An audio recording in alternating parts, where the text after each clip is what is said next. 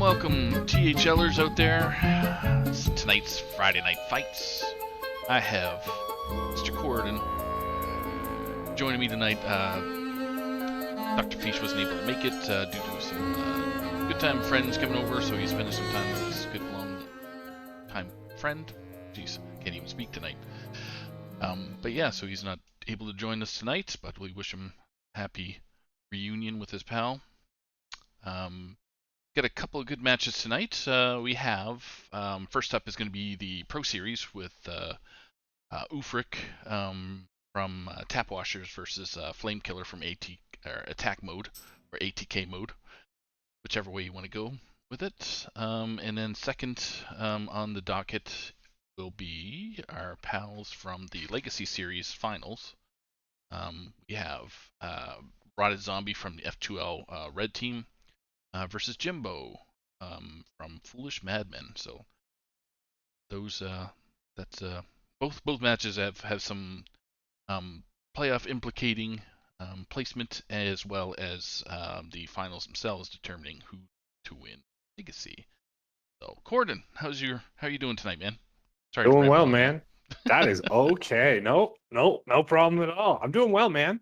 Everything's going pretty good. with the Wii one and all that jazz.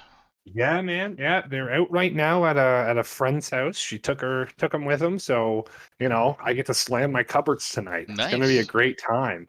Especially with these playoff implication matches. There should be some cupboard slamming coming your way. Yeah. Can't wait. Can't hardly wait for some cupboard slamming.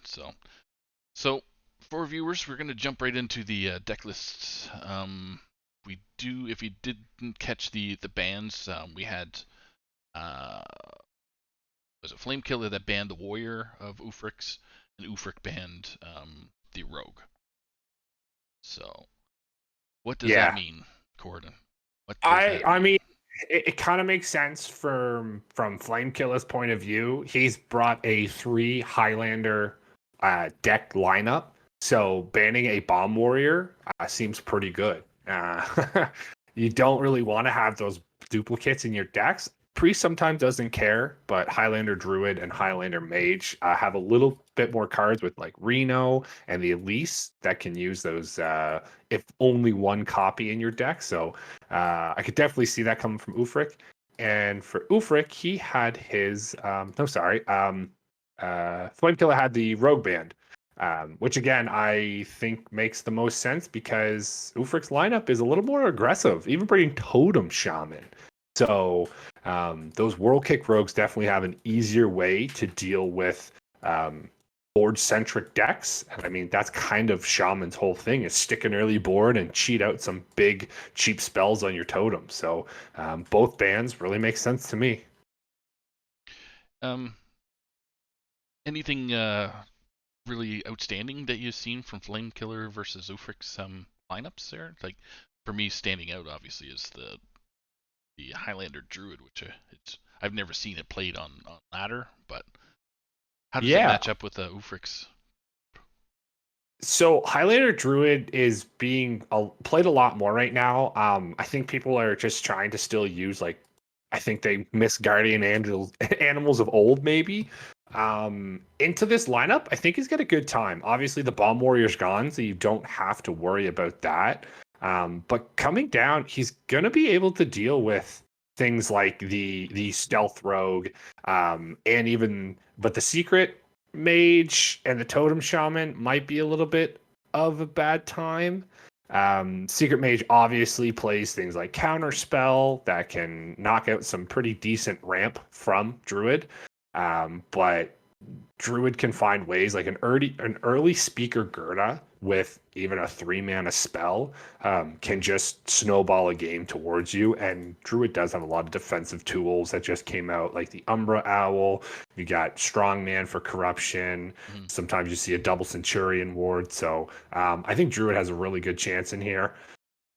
Coming out for Ufric, I mean, obviously it's the Shaman. It's interesting to see. I think he wanted just to go as fast as he possibly could this round, and Shaman does that. It can definitely get some sneaky wins against some unfavorable decks.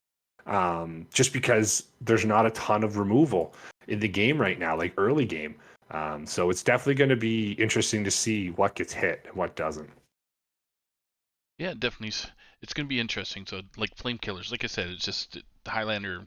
I can understand Highlander priest and Highlander mage, but just the druids kind of throw me off. So, Yeah, people um, don't know how to play against it, right? So yeah, that's no, kind because of it's the it's it's the off meta kind of thing. So, like Warlock priest was a few years ago. yeah. Both players are pretty much ready to go. So we're gonna have for our viewers, Ufric's gonna be our first to spectate slash bottom of the screen, and we're gonna have Flamekiller at the top of your screen. So Oh just gonna yeah. let the players know they can rock and roll. THL, we're live. HL, we are live. Bear with me here. Yeah, I definitely think coming out here early on, you might actually see the Highlander Mage. I think it's got some of the a little bit of a better matchup going up against the Secret Mage and the Totem Shaman still left up. But we'll have to see, obviously, what comes out.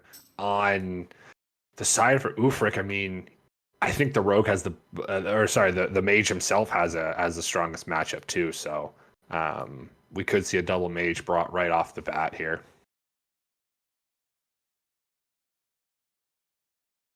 We're just waiting for the players to decide what decks they want to lead out with. Exactly. Yeah. So we're just seeing if we can get some eyeballs popping up on our friends list. Yeah. As we were saying earlier, Saku alluded to some playoff implications. So ATK mode is unfortunately eliminated from the playoffs, but Tap Washers has a chance to get back in. Currently sitting in fifth, I believe. Yes, in Pink Conference, 8 points out behind Sheepies for that coveted spot. So you can expect Ufric to be pushing against a very strong opponent in Flamekiller. All right. So our viewers actually get to check out the Highlander Druid from Flamekiller Yeah. versus Mage from Ufric. Yeah, I kind of, like we said, expect the Mage to come out here. That's just, I think, has the best matchups into all three of these Highlander decks. But really good start in the hand for Flamekiller. Obviously, you love to see the Breath of Dreams. Zephyrs is just to answer anything too crazy. But Ufric finds that Secret Keeper off the top, and Game Master for turn 2 on coin is that's a nice curve. Yep. I know what you did. Secret Keeper. What kind of Secret card Keeper. is that? Yeah, Secret Keeper is like one of those cards that we didn't see it for a very long time, right? I don't Yeah. even think like Secret Hunter ran it because it No. just didn't have a great spot because the synergies of the 2/3 that when you hero power it comes out, right?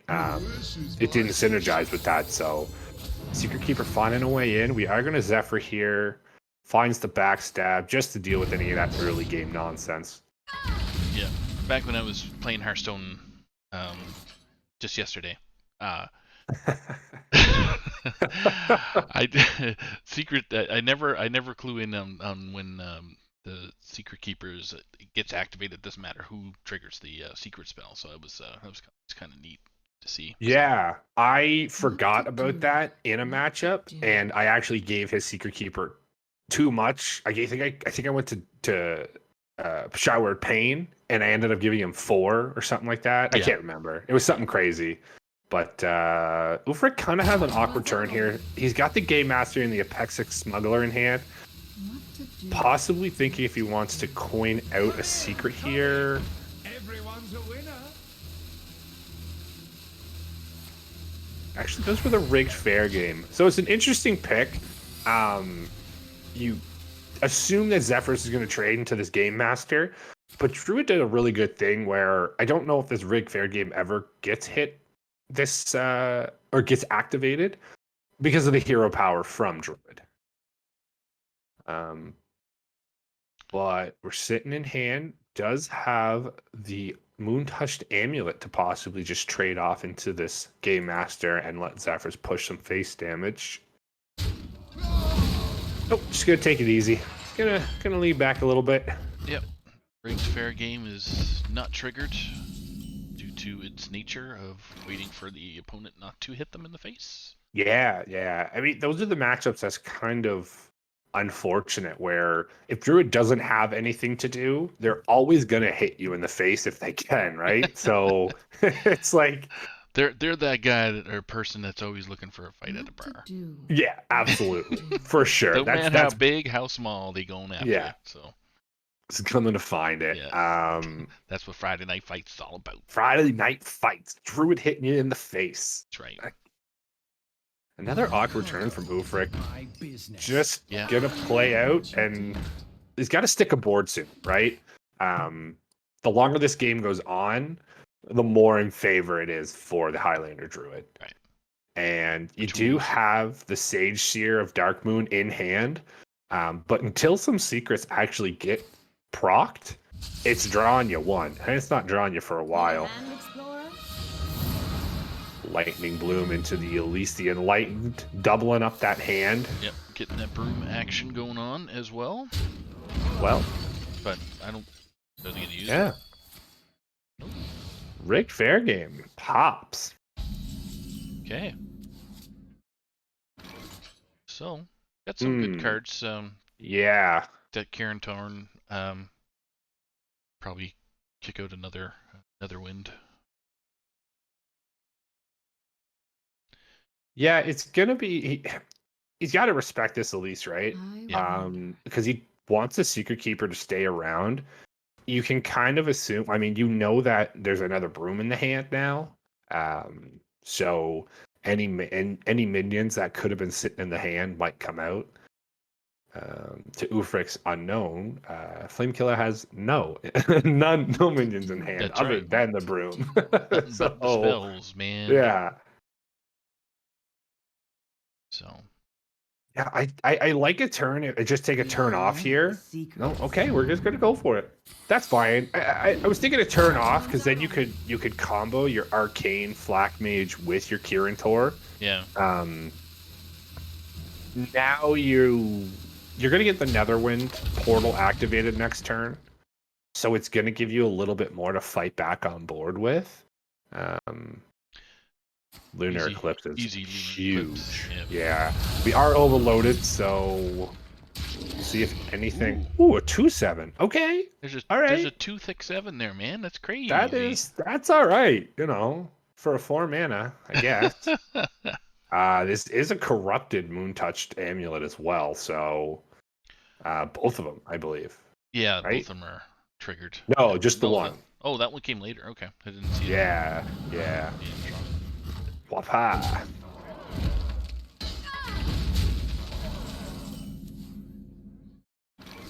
Rick is pretty stuck right now.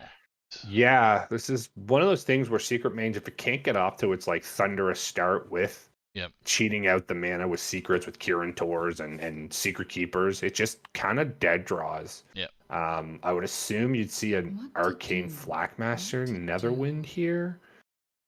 Could elect to use the Apexis Smuggler with it, but yeah, trade in here. Trade, explode, or vice versa. Vice versa. Vice versa. Breath of Dreams. Oh, no way. Twice. Hits the dragon Oh. off the Breath of Dreams. Do you, Ooh, do you hey. Breath of Dreams again? Oh, yeah, absolutely. I don't think you're too scared of this board. Plus, No. you do have a lot of defensive tools in your hand.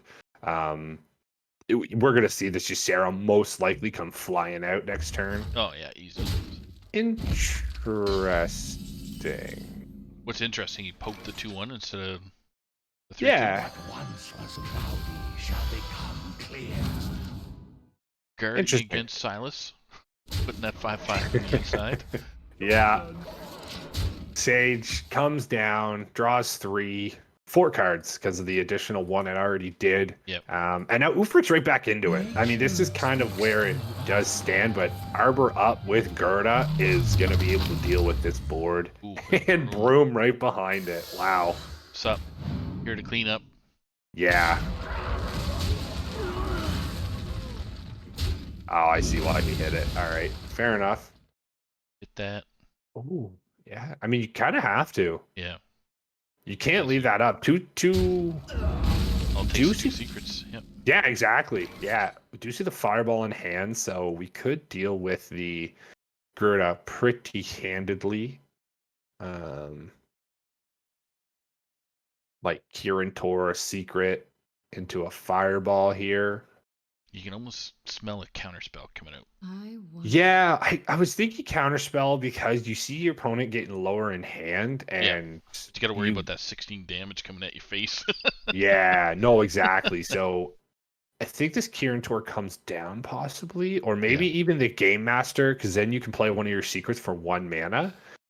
And then actually, is that enough? No, it's not enough mana. So I was gonna just trying to count to see if we could Cloud Prince behind it. And a So mirror entity. He's gonna fireball. And that was a quick yes, Sarah. Yeah.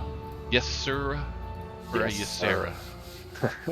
Yes, sir. Yeah, our hat tried to teach me that. Well, little Ysura on the team, or inside of her Ufric as well. Janda's pickup is extremely nice. Yeah. I don't know if it's worth popping down right now and hoping for some kind of Well, yeah, it's an interesting thing to see because Druid doesn't really have a great way to deal with wide boards, and I don't know if we do have the 1 copy of Swipe, so there obviously you have to watch out for that. Yep. Typically deals with 2 out of the 3 minions that Jandis is going to create, so could elect just to go for like Gate Master counter spell, and then full trade to the Ysera possibly. Come in. Everyone's a winner. Oh, goes for the occultist actually. Yeah, just wants to make as big of a board as possible. Yeah, if you guys give her. Yeah, because you have seen the broomstick and then the copied broomstick as well. Trigger. Yeah, it's gonna overflow here now. Hoping to hit some of those dream portals and hits the first one. Drum roll, please. 4-12. Sorry. We get a 12-12. Oh, 5-4, baby.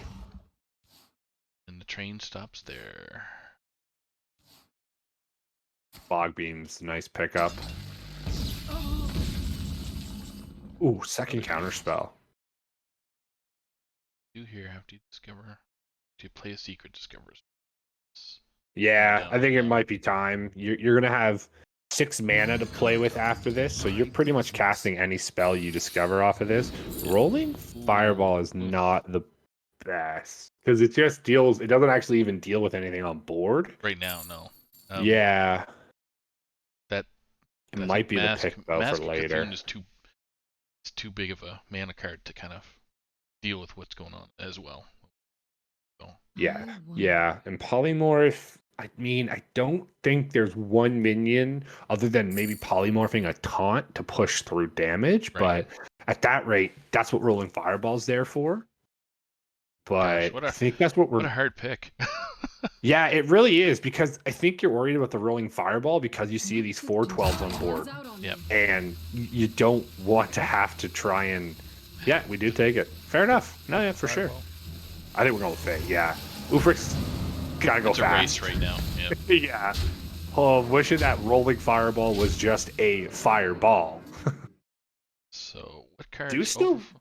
Yeah, there's all kinds of good cards coming through. You're gonna see No, I don't think you can actually... You can't even second Overflow here. Pop that.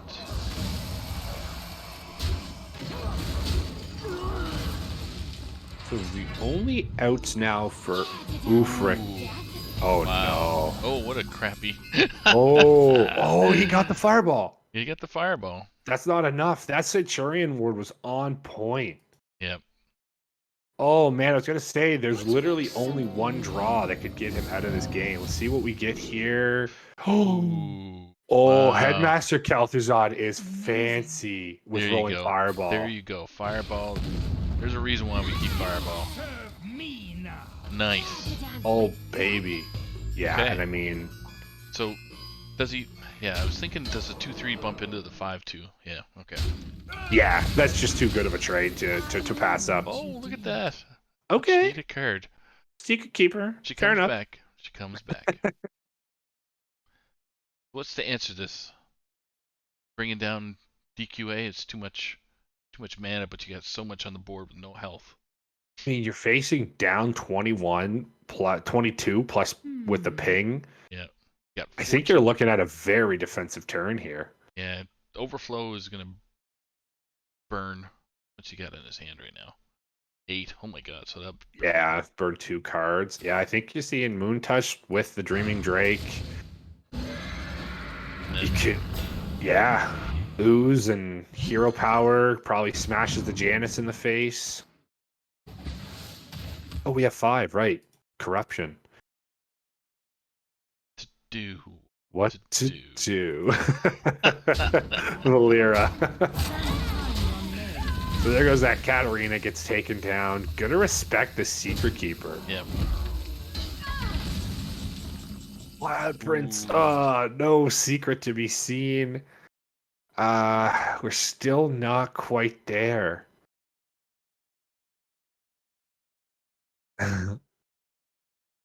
Alright. Yep. Push 12, 13. Ignore what's on the board and just go. Yeah. I mean, this is a better out because Yeah. now you're looking for how many more secrets, I guess, does he have in the game? Must have Flame Ward left. Does not play the Flame Ward, actually. He has another rigged fair game. Yep. And I've We've never seen seen... Oh, go ahead. Sorry. Oh, no, sorry. I'm just looking through his list. Rigged fair game. And we have one more and another mirror entity. Yeah. So 2 secrets. So could also hit the Ancient Mysteries to pull out one of those secrets. So, oh man, There's a taunt Dream remote Portal. to help him out. That's a big boy. That is a thickin'. Strongman can help a little something something, but I think it's, yeah, overflow full trade. Yeah, you don't overdraw this way. wow, there's no dragons that pop out. No. That's pretty funny. Yeah, 4 portals got still in the deck. Yep. Oh man, only need 4 portals to get me by. Let's go. Yeah. You can see the swipe into the... No Yeah. more night, please.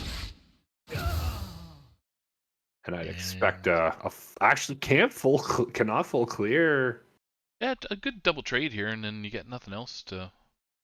Well, no, because the Kel'Thuzad's alive. Yeah, but he's already done his spell game. thing, right? Oh, It yes. is, but I mean, that's just leaving 4 damage on the board. Jeez, Yeah. for coming back, boy, with That's what that I mean, secret man. coming off. Wow. 8 cards in the deck and had about 50% chance basically there to win the game. Double Ancient Mysteries to draw one, or just drawing the secret naturally. Sage, Seer of the Dark Moon. Honestly, I think a turning point in that game right there. Just reloaded the Secret Mage, and Highlander Druid just ran out of stuff to do. Couldn't get to any of those big swing turns with you like to see with the brooms and the dream portals and things like that. Oh, yeah. So we get to see the Shamanaman. Shaman is coming out versus the Druid. And there he is. The Grand Totem Eyesore.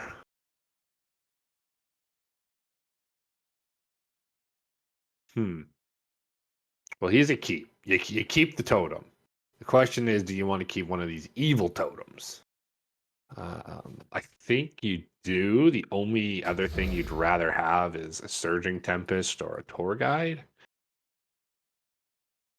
It's the Tempest. Perfect. Absolute. Perfect. Welcome to Friday Night Fights. Yeah.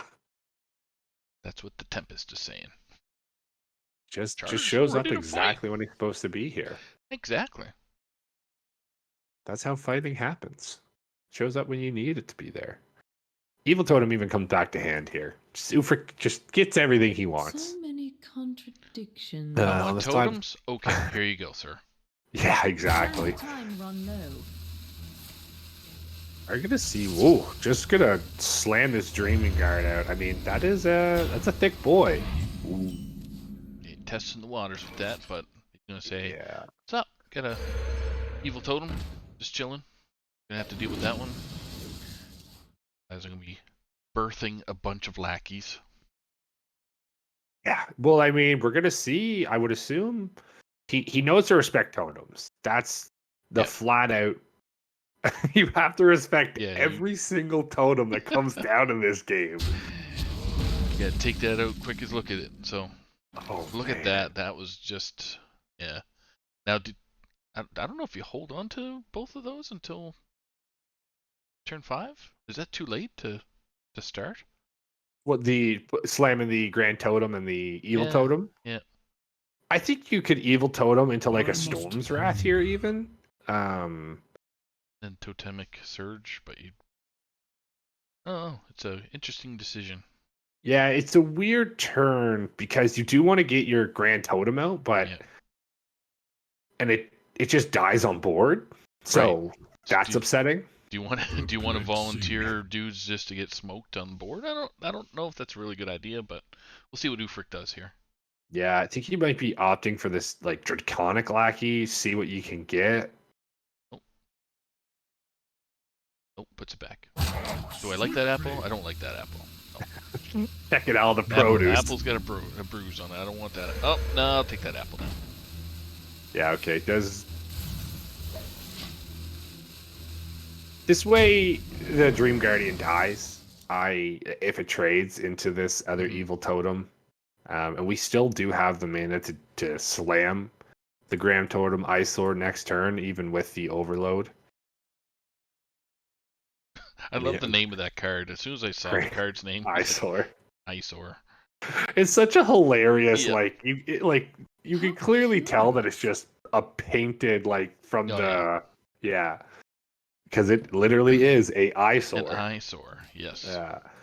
I think Ufric's got the card in hand right now. Yeah, it's popping up for me. Did we How freeze? curious. Nope. Nope. Okay. We're still there. We go. Whew. Maybe we had a little lag there. Goes for the guess the weight. What did he guess? Did he get it? Nope. Yes, he did. Yeah, guess more. Yes, Alex Straza does cost more. Ooh, there we go. Oh. Do that, and he's got nothing to fear. I on the like, board. man, if you can stall out 2 more turns, Totemic Reflections onto your Grand Totem can be absolutely game just rendering. Nothing to answer right now. Sorry. Lunar Eclipse and maybe a ping, or basically a hero power. Yeah, you could even see him go like a coin Gerda into a Lunar Eclipse. Okay. Ooh. Nature. Which, yeah. Okay. That's interesting.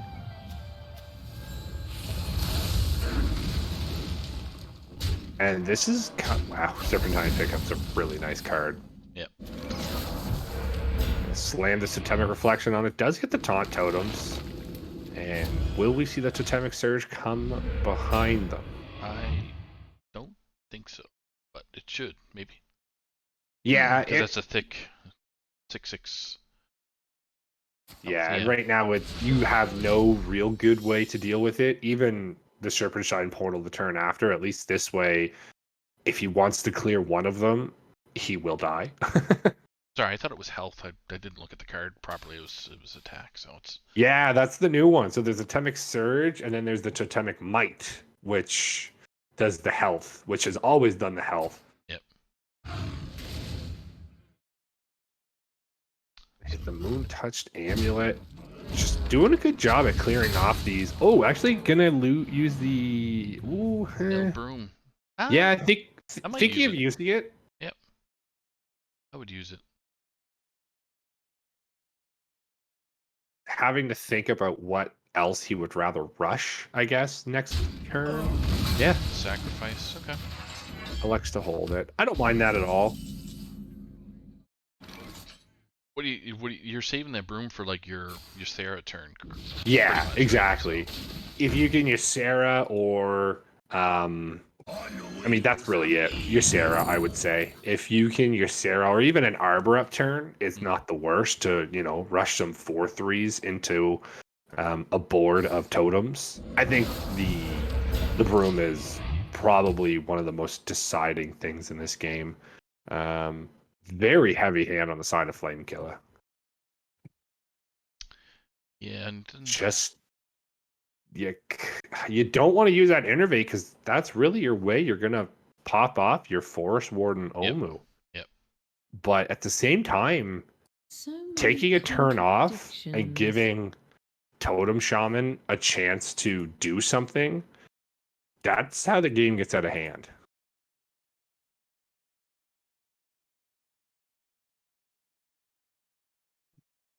Yeah, just thinking you. well, he's gonna go for it. You too will bloom. Never bloom. A strong man. Here we go. Ooh, that is going to draw us our splitting axe, and that is playable this turn. Although, There's really only one not totem. yeah, not the best. You could just see the Sky Maw or the Dragon Maw come slamming down here. Put it by one, so yeah. Bit unfortunate. Can't use that Witchy Lackey to. You transfer. What's the 3/4 turn into? It's 4 mana. 4 mana. I mean, Not too many great 4 Oh. manas out there, but blooming it. might be. Yeah. Okay. There it is. It's the splitting axe. But yeah, like you said, really only making the Stoneclaw totem, which is just gone, Yeah. just dealt with, and slowly but surely, you know, Highlander Druid is finding their way back in here. Oh, Totemic Might. The 1/1. Ooh, spell power. Smashing it. Well, I guess with the 2/2 and the 5/6 we go into the 6/6. Yeah, and then you can trade Face Omu. Omu. And might your group, possibly? No. Possibly no. Where I'm just trying to see what else. Totem Golem still in the deck for Ufric, so even the Mana Totem, Mana Tide Totem in the deck as well. So bigger draws to get back in, but Flamekiller's got that nice Centuria ward in hand. Yeah, I was just gonna say they play that, but they haven't corrupted anything either for your Sarah. No, Oh, you're correct. I don't think they did anyway. I'm just thinking of last turn maybe or last game. Yeah, no, the Dreaming Drake came out super. Wow. There's a timely Oh man. portal. Smash that witch. Ooh, get a And a poison. poison. Nice. All right. Nice. No, I think you're actually correct because the Strongman came out for 7 mana. The Moon Touch didn't give any armor, and the Dreaming Drake came out on an early 3 mana turn. So yeah, no, you're right. Pretty much all those cards, not going to be in the pool for Yashiraj. Contemplating the might. I would probably throw it down myself. Decides not against it. You're smarter than I am, Frick, so Yeah, there's a reason Ufric should play off to me or not. And why I'm Oh, the captain there's of a the protein. big boy. And not a player of the protein. There you go. Oh, geez, I'm a player and I still light up. I would have done it. Alright, 3/2 taking out that poison, which... Great idea. Ooh, there's a nice... Lightspeed's actually a crazy overshadowed minion at 4 coming off of that Serpent Giant or coming off that evolve. Double hit. Yep. There we go. Make some music.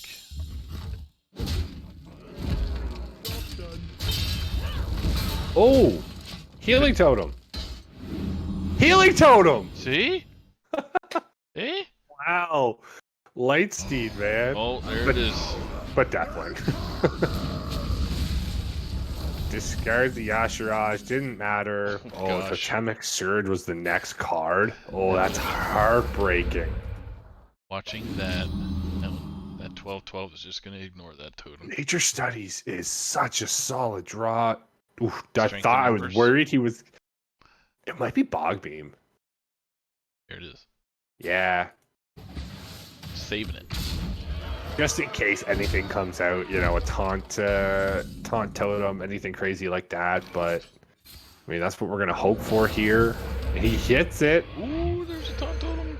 That's why he held the Bog Beam. Oh, it's unfortunate, but he's going to taste the fury of... That's what the OG, baby. Rotating to a core set near you. So, that's... puts Flamekiller's Druid in the win column. Can't use it again. Gone. He gone. Gone. Bye-bye. Yeah, 1-1 now. It's going to be interesting. I think Ufric might fly out. I don't know if he sticks with the Shaman. I think he does. I think he had a really unfortunate series of draws there. Not really drawing any totems in the correct way he wanted to. And Druid just abusing mana and being able to cheat some early good minions out, like the Dreaming Drake and things like that. But does come back with the Rogue. Comes back with the Rogue versus None can escape my fury. Highlander Mage. Did this wrong. Error. Lots of mouse clicking background. Oh my goodness. Ufric's hand. Wow, dude. Okay. That is a silly That's hand. a terrible hand. You should mulligan it all back. Oh my goodness. Why That's bother? If and this the mage, coin. yeah, if this mage doesn't see this self-sharpening sword come out on 2, Yeah, I can't imagine. Flamekiller is finding a little bit of defense. He has the Flame Ward in hand. Oh my, nah, you Greyheart here. yes. Wow. Insane. Do you poke? Do you leave the 3/1 alone, or? Awaits you in the ashes. God. Wow. Okay. So Yeah, you do. there's an explosion round coming up. Yeah, Ufric is going to be able to do a lot of stuff soon. Flame Ward So comes out here. Flame Ward is very good. So the only thing I think you might throw the 3/1 in, simply because you've got a pretty good call that one of these is Flame Ward. So unless you really want to push the 3 to face. Oh, okay, that's an interesting. I think it's the same. It's still the same result. You're still, I think, running. You could have actually left your Greyheart up and still pushed the same amount of damage. Okay. If you just hit Greyheart face and then or trade first and then Greyheart, you leave your Greyheart at 3/1. And your Spy Mistress was dying anyway, so. But elects to go. Could have thought he didn't have the Flame Ward, and I mean, now it's gone, and he's pretty much free to play as many stealth minions as he wants to. Yeah. Yep, because you only had to deal with one of them, so. Deadly Poison come out with Cutting Class, maybe? Or no? It's not a very, like, if it was a clean 5, but Ooh, this is going to be an explode. Like, like you said, there's going to be a turn, and Ufric's just going to fire so much damage.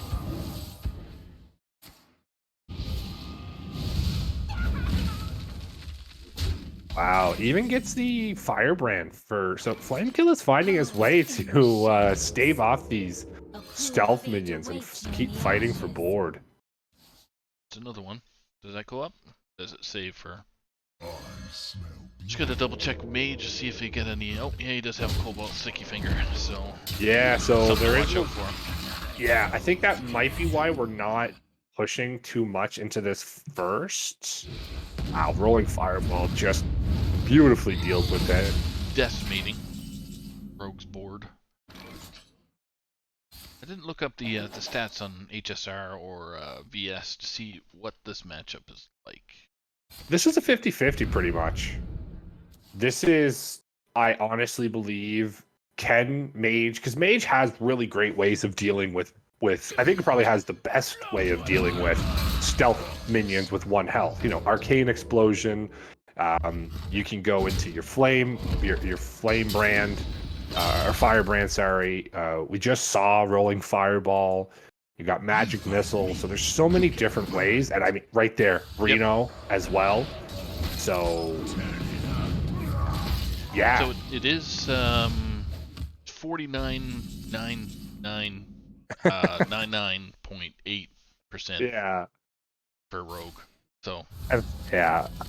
as close as 50-50 is going to get. So self-sharpening to smash out there. Ooh, Penflinger's good to pick up too. Yeah. And the way that this works, just wants to get the corruption on his weapon, I think. Yep. So the way that Penflinger works is it stays in hand now. Even though it was a card drawn from Secret Passage, because you played and then re-put it in your hand, it's such a weird Yeah. it's such a weird way to do it because it technically wasn't. Anyway, it's a hard thing to say. I know Arhat and Raren actually just had a talk about it. Yeah. And that interaction is a little crazy. And getting the Penflinger with this hand right now is nuts. Especially this late. Yeah, that's at least 4 cards you can get four damage in. Goodness. Second Penflinger. I mean, Ufric has everything other than a minion to stick this nitro boost on. We're just gonna start chucking a face. So it's 4 points every loser foam. Yeah.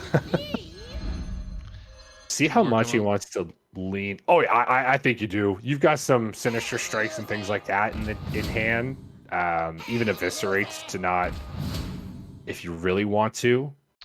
I was wondering how heavy he would lean into this weapon, and it looks like he's putting all his weight on it. And even prep out an additional 2 Penflingers. Yep. Probably to go for an Evis. Or even just burning that secret passage, really, because you got all the damage that you're looking for over the top stuff. Yeah, he does elect to go for it. So for 2 mana, we're going to hopefully find something in here and gets the prize plunderer. So good way to deal with that. And gets the prep swindle, but doesn't do anything, unfortunately, because those secret passive cards do not go back into the deck.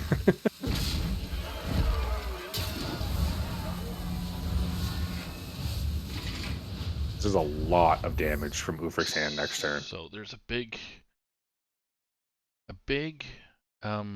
decision to make. So do you slap down the?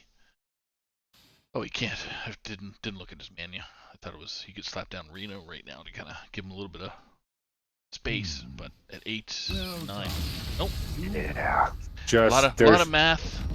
Yeah, he's a lot smarter than I am. So there's really no way. There's no way he fights back there.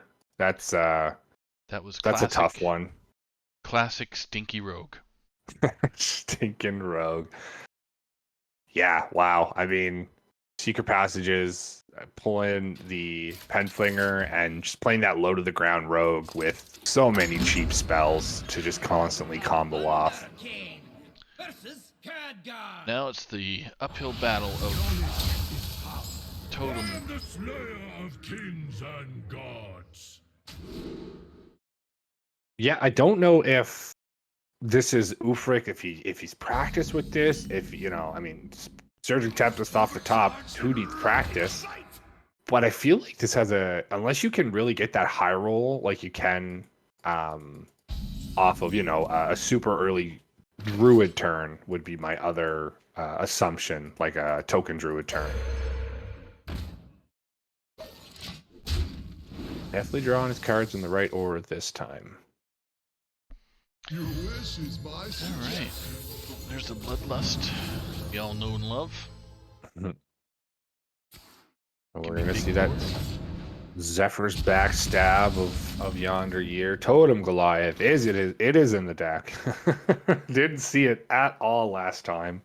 From nothing. I gotta ban somebody in the chat. Get out of here, you Goomba. Look at you. Got him. Atta boy, Saku. Just that kid. Just that guy. Can I take the lava burst for some burst damage out of hand? I mean, that's something that Flamekiller is not going to be able to account for. And like we saw in the Rogue matchup, Mage might have a fine way of dealing with the board, but a lot of the times, if you just get whittled down lower and lower, you just don't win. So that's a good pickup there. We are going to see the Firebrand come out full clear with an armor vendor right behind it. Does he serve a Fire Lord? I believe he does. I think he's got a brother too. Somewhere in the wild. Yeah, in the wild somewhere. So that 5/5 is looking mighty beefy. Yeah, I mean, the Totem Goliath is great for the 5/5, and it's even better for the death rattle of filling your board with every type of totem.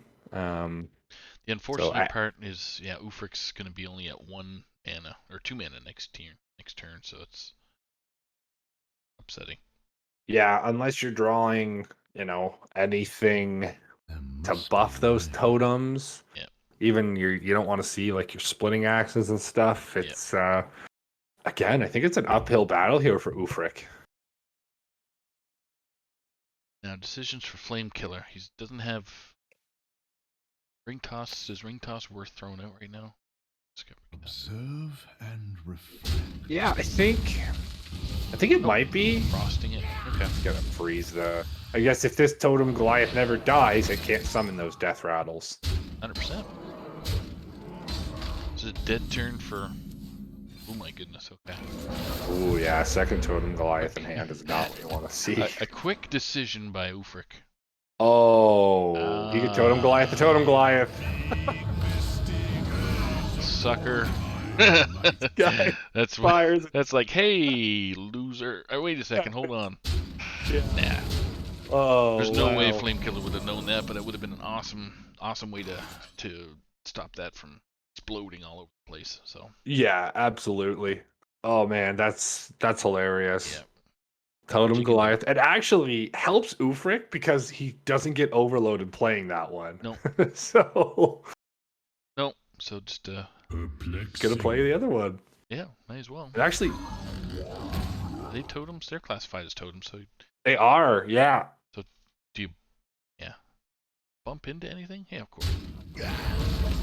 Yeah, because slowly, if Flamekiller just kind of provides himself with a board, he's just going to keep chipping away at Ufric, right? I mean, there's 7 on the board right now, and Mage has a little bit of burn, not in the Highlander so much, but they could definitely generate some nonsense through Discover cards. So you always have to be wary with Mages where you sit health-wise, because you never know when a Fireball or a Pyroblast is coming off the top.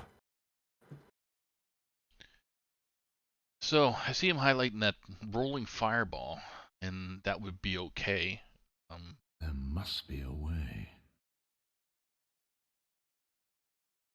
See what unfolds with the rest of the gang here trying to... Wow. Okay. That is a board. And I mean, there's a bloodlust, Yeah. but we do clean off 3 of these minions. He can... What's he got?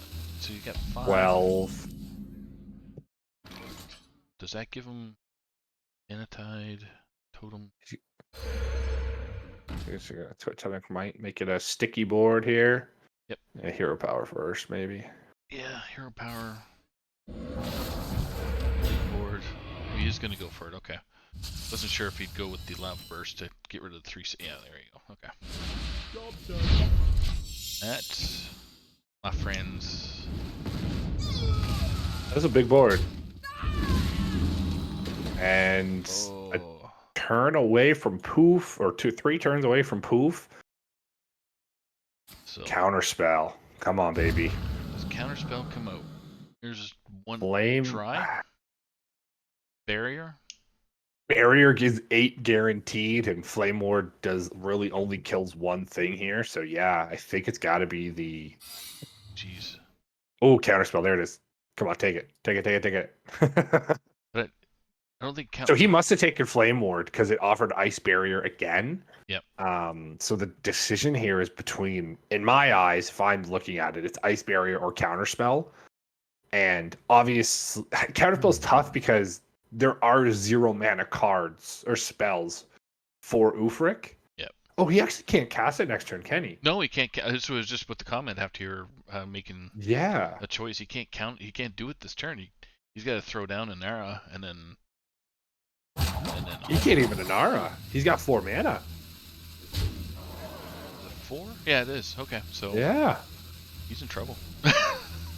Yeah, I mean, it's just getting closer and closer to the amazing Reno. 2 turns away from Reno popping down. So, Ooh, there but is. I mean, that's also just That's gonna disappear, right? That's gonna get rid of the. that's gonna hit the counterspell exactly. So That's what he needed. and we did take the flame ward, so again, just clearing off. That's first. Smart. Yep. Healing totem still here too, and taunt totem. Throw that big to attack with counterspell. Oh, second bloodlust. Won't be able to cast it, but Jeez. It's close. yeah. But I think they got 30 right now. Oh, actually, Oh, devolving missiles and arcane are nice here. Devolving can just make these not totems. Yeah. Clearly, you make them yeah. still things that can hurt Hoping it you. hits 3. 1, 2, 3. Actually, Perfect. I think that's worse for you. You just gave him 4 power. True. Not anymore though. Now we gave him 2 power. Splitting axe. My goodness, Ufric's fine in the cards, but Flamekiller is just sticking in this with big, big draws when he needs them. 9, so you can do the splitting axe and an arrow, and then you get a double And a- bloodlust in theoretically. I must Board full of healing totems. Then you get because I don't have to worry about Reno coming down. Stand ready to rumble. Now that turns into a 5, so you take care of that one. Yeah, face, yes. Yes, indeed. Then next turn is you better deal with my board. I'ma kill you. Yeah, there is quite a bit of damage. Now, with Flamekiller's looking at this hand, he can kind of assume that Ufric's sitting on at least 1 Bloodlust, because you've seen this card for a very, very long time in hand. Yep. Clear off. I love that we're clearing off totems. Like that's fantastic. Yeah. Ooh. Atomic reflection, like still finding ways to get in. I think he's counting, 6 would be Do that. 14, Reflection. 20. He had 20 damage there. Bloodlust, and then just ignore. Well, no, it's a double hit with the boom. Slap. Slap. Okay. Okay, there's no way he has bloodlust again. No way. That's what you're thinking, right? But I mean, I think you got a Reno here no matter what. 100% Reno. Not 100% Reno. Ooh, he likes the Jandis. Oh, A-bomb. Wow. Okay. But I mean, it doesn't really deal with much. It's gonna help a little bit. Which one's the default one? We do not It's know. not oh, the illusion is the Divine Shield Crusader there, so. Yes, this is the illusion. Okay. I forgot you can mouse over him. Yeah. Yeah, make the harder one to kill the illusion. Technically takes 2 points of doing things. Ulfric's kind of running out of time and health. Yeah, and I mean, on Flamekiller's side, he still has the amazing Reno to do anything that he needs to deal with. Yep. So if we do see, I don't even know what Ulfric could do at this point. He's used so much of his gas, and that A-bomb is just so awkward. Don't want to invest.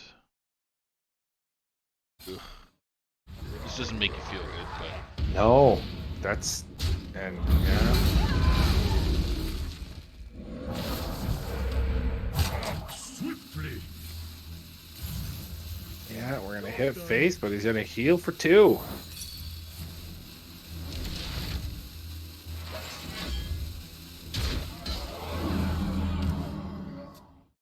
Oh my goodness, more armor.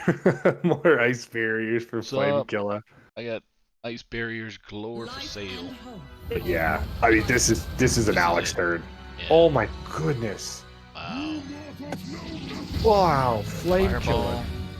Yep, fireball. Yeah, because you're closing this game out now. Yeah. Not even. Why? Yeah, well. It's just the respect, right? The only way you really lose it's similar to the, I keep alluding to the Druid matchup, right? The only way you lose the Druid is if they have a board. And the only way you lose the totems is if you have a board. So, I mean, this is still lethal regardless. Yep. Because the Alex with the fireball could even hit him with a little Caligos off the top, but boom. Highlander Mage. Highlander Mage. Do you know what this means, Saku? I have no idea what this means, Gordon. Because we played 4 games previously, right? Did we? Did we? This has been I 4th games already? So 1, 2, 3, 4. Game 5. 5, baby. We're gonna see. Cinco seis. Cinco seis. That's my poor Spanish. Yes. That's all right. Cinco is about as far as I go. Man, this is whew. This is gonna be a tough matchup. Flamekiller gets the Zephyrs in hand. Every single game, he has had Zephyrs to deal with the early board of Totem Shaman. Yep. Now that's that's so interesting. Because I saw a Lightning Bloom in hand and I saw a Totem. And I was going for it. You even have a Totemic Might to deal with anything too crazy on the other side. Because now the Zephyrs is just going to give you wild growth and stuff. It's not going to give you defensive tools.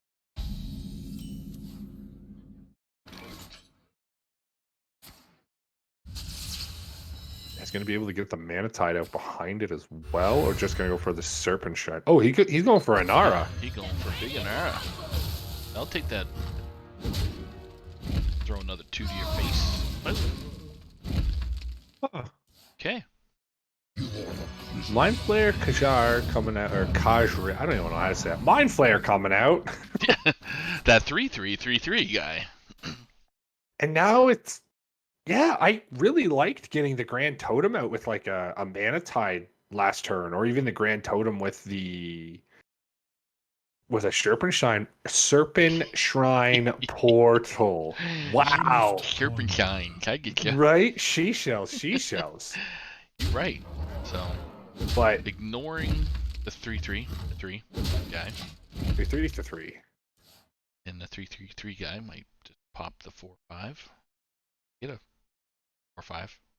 Yeah, Get his and own now, 2/2. yeah, Flamekiller. This is just turned into a big, huge number gigantic Yeah, thingy. So, but Priest at 16 health. Oh my goodness, so quick. yeah. I mean that is what a Nara on turn 2 is going to do for you.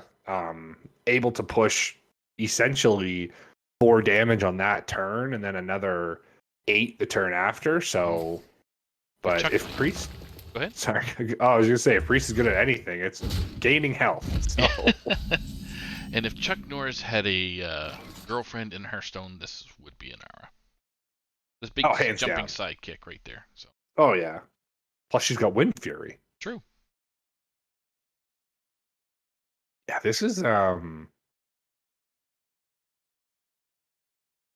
it's a difficult position from Ufra because you don't want to overextend your totem, your grand, but if you're holding it in hand and then you're taking 4 a turn.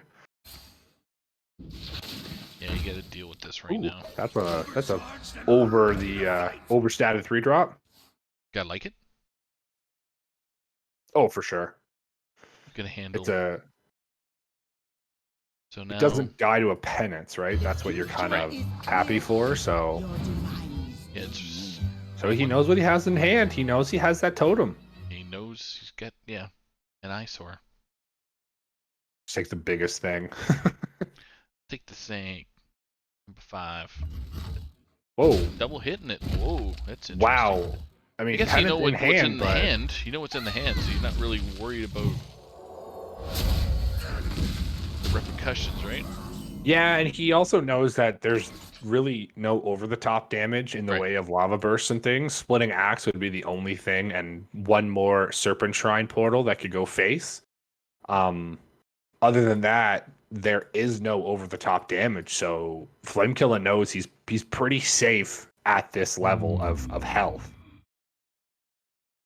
Decisions. Going with the Manatide Totem and letting it be sacrificed to the Hearthstone graveyard. Yeah, that's just gone. Send him to the graveyard. Renew picked up in hand, gonna be a nice way, but just pushing 8 this turn. So, I mean, Anara has turned out to be just a great card for Flamekiller. Like, well, it basically reversed what Ufric was trying to do in the first place, which is super getting a bunch of damage early and then see what happens. Now it's just looking on death row almost. I think he's dead. Yeah, it's 14 on the board, but there's really with a double hit. Yeah. Wow. That and was some just like that action. One action? That was action. And the priest was attacking. The priest was attacking. You don't see that too often. Go figure. And bringing being able to I don't know about Shaman, man. I know Totem Shaman can high roll, but when it doesn't hit, man, it does not feel nice. Yeah, and you're in an uphill climb, and I think he just made that. I think Ufric made a good decision to try and get underneath what Priest can do. So.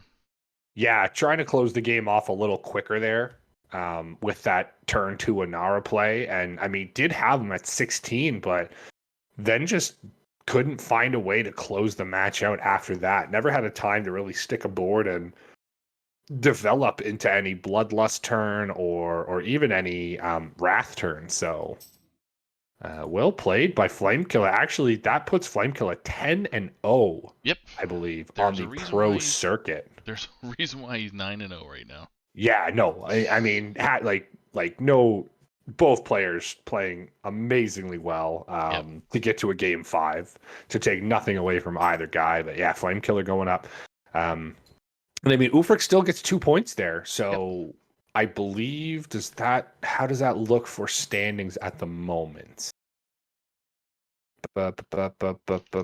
Still, I mean, from what I see, without having any other information, they're still 8 points out. Would be 6 with the 2 they just got. So we're gonna try and get Flamekiller in here. Hey Flamekiller, how are you? You can just type in chat if you want. If you don't, you have to get your mic. If you don't, unless you already got your mic set up. But You can hear congratulations me, on. right? Oh yeah, yeah, Yeah. yeah. We can hear you now. All right, thank you. So, congratulations on that big 3-2 victory. You brought a really intense lineup for 3 Highlander decks. And obviously the Bomb Warrior on the other side got banned out. One deck that stood out, we've seen a lot of Highlander Druid coming out a little bit more recently. Can you tell us the strengths and the weaknesses in that deck? Because you did it pretty well. You got through with that one pretty handedly. Yeah, it's pretty strong. I just saw it. I saw that deck in an open cup, and I tested it on ladder, and it did really well. And I see some people getting high legend with it, so I tried it out, and it performed really well. And I also got a top 8 with it, with the druid in an open cups. So I thought it'd be pretty fun to bring it today. Yeah, well, right. You were. I mean, you handedly, and Highlander. Obviously, it's going to be rotating very soon. Are you just trying to milk the most you can get out of it, or do you really think right now Highlander decks are as powerful as they once were? I think Highlander decks could win against almost every deck because it could do a lot of things, and you could tech different cards. Like people have been putting in Ogremancer in some decks, in Highlander decks, because it's pretty strong against like spell decks like Mage and Druid. Right. Yeah, so you could tech a lot of things in Highlander decks. That's why I think it's pretty strong. Yeah, no, you had the proper read, and then you got through. I mean, you saw the rogue hand from Ufric had a pretty outrageous rogue hand. So that was a bit unfortunate there. Just drew through his deck like an absolute maniac. What Yeah, did you Rogue could do think? the. Yeah, no, Yep. rogue can absolutely do that. The totem shaman. What did you think of the bring? It's just like a high roll deck. I think if you could Right. get a board early, but if you lose the board, you pretty much lose the game. That's why I put like small minions on board, Tempo, Zephyrus, just to get the board early. Yeah. Were you surprised at game 5 there where he brought out Anara so early versus the priest there? Yeah, I didn't expect it. I just took an opportunity and just took it, Yeah, pretty much. it almost it backfired him because he ended up having that 3/3 card. I can't remember offhand what it was, and then it turned in your favor where you were able to do what priest doesn't normally do, which is attack face. So or Yep. clear the Well, minions off the yeah. board. So it was very Yep. impressive Yeah. to Priest. see. So Thank you. Yeah, you're with go ahead. I was just gonna say with that, you come out to a 10-0 pro season. Unfortunately, like my team, your team is not in playoff contention. But I mean, man, you came out and made a name for yourself with a 10-0 start. Like that's in the 1 seed, no mind you. So, congratulations on a fantastic season for you. Yeah. Thank you. Yeah, it's actually my first time doing THL. My team just asked me if I wanted to join. I'll do it for fun, I guess. And that's all it's here Wow. for. Yeah, and you're coming in with a big 10-0 season, so I guess quickly, didn't want to take up all your time, but how was your experience and your teammates' experience with the THL format there? Well, we're just pretty much doing it for fun. Like Yep. most of my teammates, like they're pretty busy, so they don't have much time Mhm. to do like all the matches. I think, yeah, pretty much that's it. Right. Gotcha. Well, any final thoughts or comments before we let you go? Uh, well, I hope you enjoyed the games. It's pretty close Certainly did. games, and thank you for letting me be on stream. No problem. Anytime you're available, we'd love to have you back. So All right, thank you. Awesome. Thanks a Mhm. ton. enjoy your night there, Flame Killer. Congrats on the win You again. too. Hmm. Now, great guy. Good luck to Ufric's team there later on tonight. So I think they Yeah, have a couple more matches going on, but let us bring into the mix some kind of legacy series that has doing some kind of finals. So yeah. I you think want to there's talk some. us through some of what's going on in the finals there? Certainly. Yeah, we've got this weird finals playoff thing going on right now for Legacy. We saw last night Automated Button taking Marty B down 3-1 to give Foolish Madman a 4-1 win lead going into this matchup right now. We are about to see a hot 4 seed matchup. We got Jimbo versus the Rotted Zombie. This is going to be a very strong matchup. Both guys putting up extremely good numbers this season.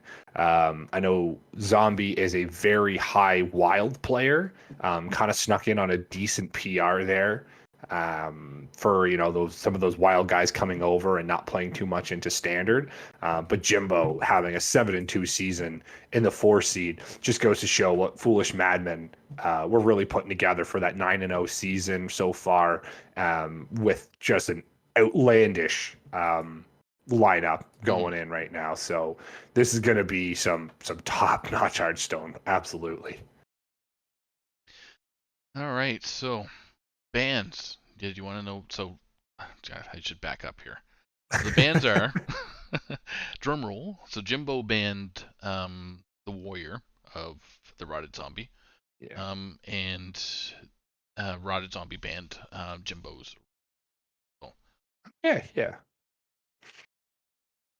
Yeah, I'm expecting Jimbo to play a more aggro style, possibly with the Warrior ban.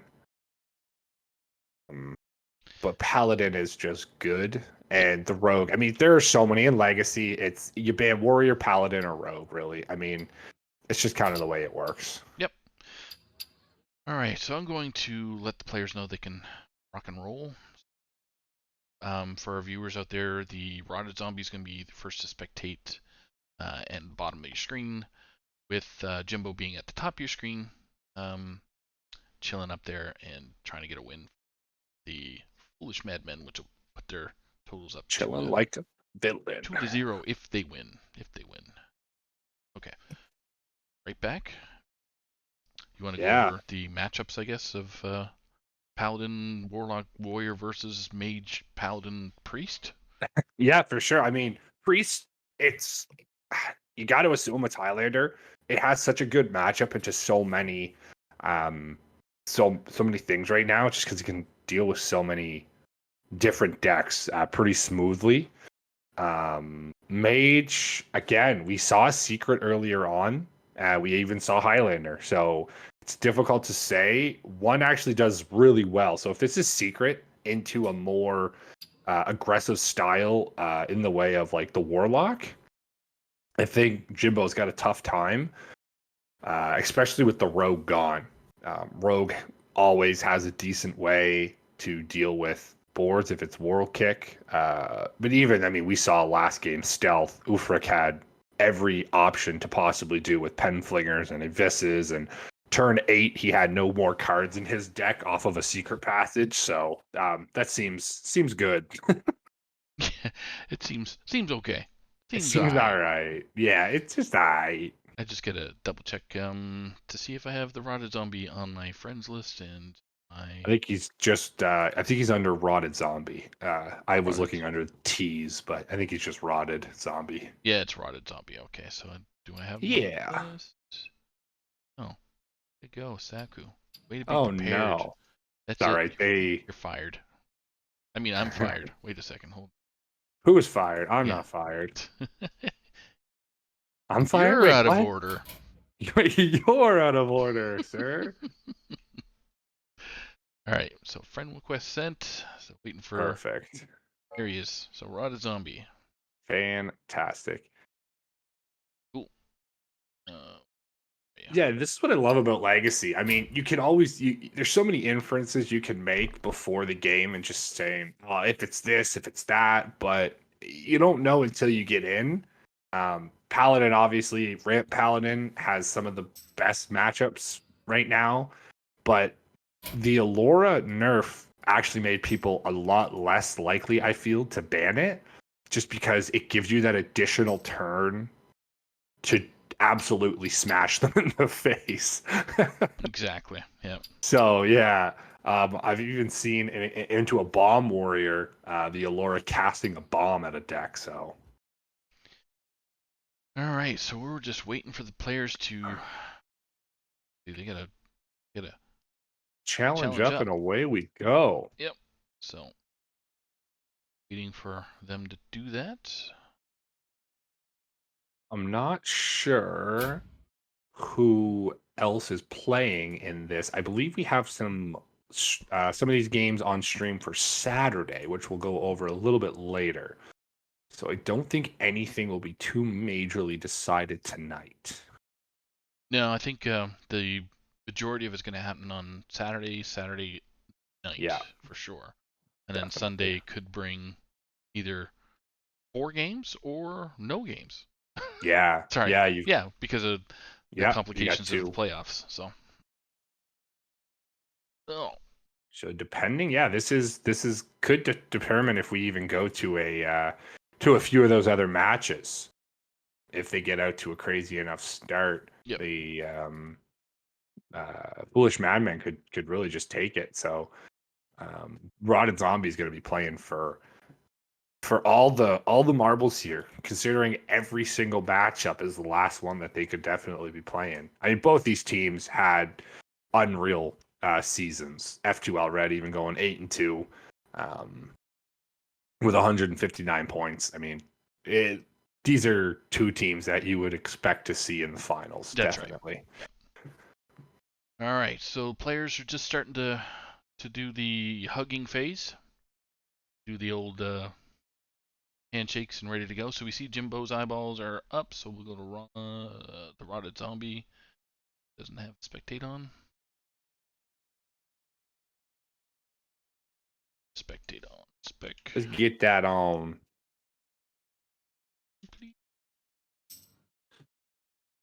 So I would assume coming out, you might see the Paladin for Jimbo. You typically don't want to see or don't want to lead with the Warlock unless you're really comfortable on it. But you never know. These guys are very good. And there we are. We actually see the Priest and Paladin. So Jimbo does bring the Priest or the Paladin out. And looks like a Res Priest coming out from the hand of the Rotted Zombie. Yeah, Jimbo with the some kind of abnormal Paladin deck. Yeah. Don't I know think what they it's call called. it a slight incline paladin. Is that what they Yes. call it? Yes. Slight, yeah, definitely. Rolling Oh, Paladin. man. I'm a punch your mama in the mouth Paladin. I mean, yeah, this is just turned into a go fast deck, I suppose. Yep. Yeah, I get the 4 if I don't have the dragon. I'm gonna have the dragon, and that's a fancy include, actually. He has Silas. Yeah. In this paladin deck, which I haven't seen a whole ton of, but it's a yeah, good tech. That's a very nice tech. We are going to see the Psychopomp probably fire down here. Gonna bring back our Bone Wraith.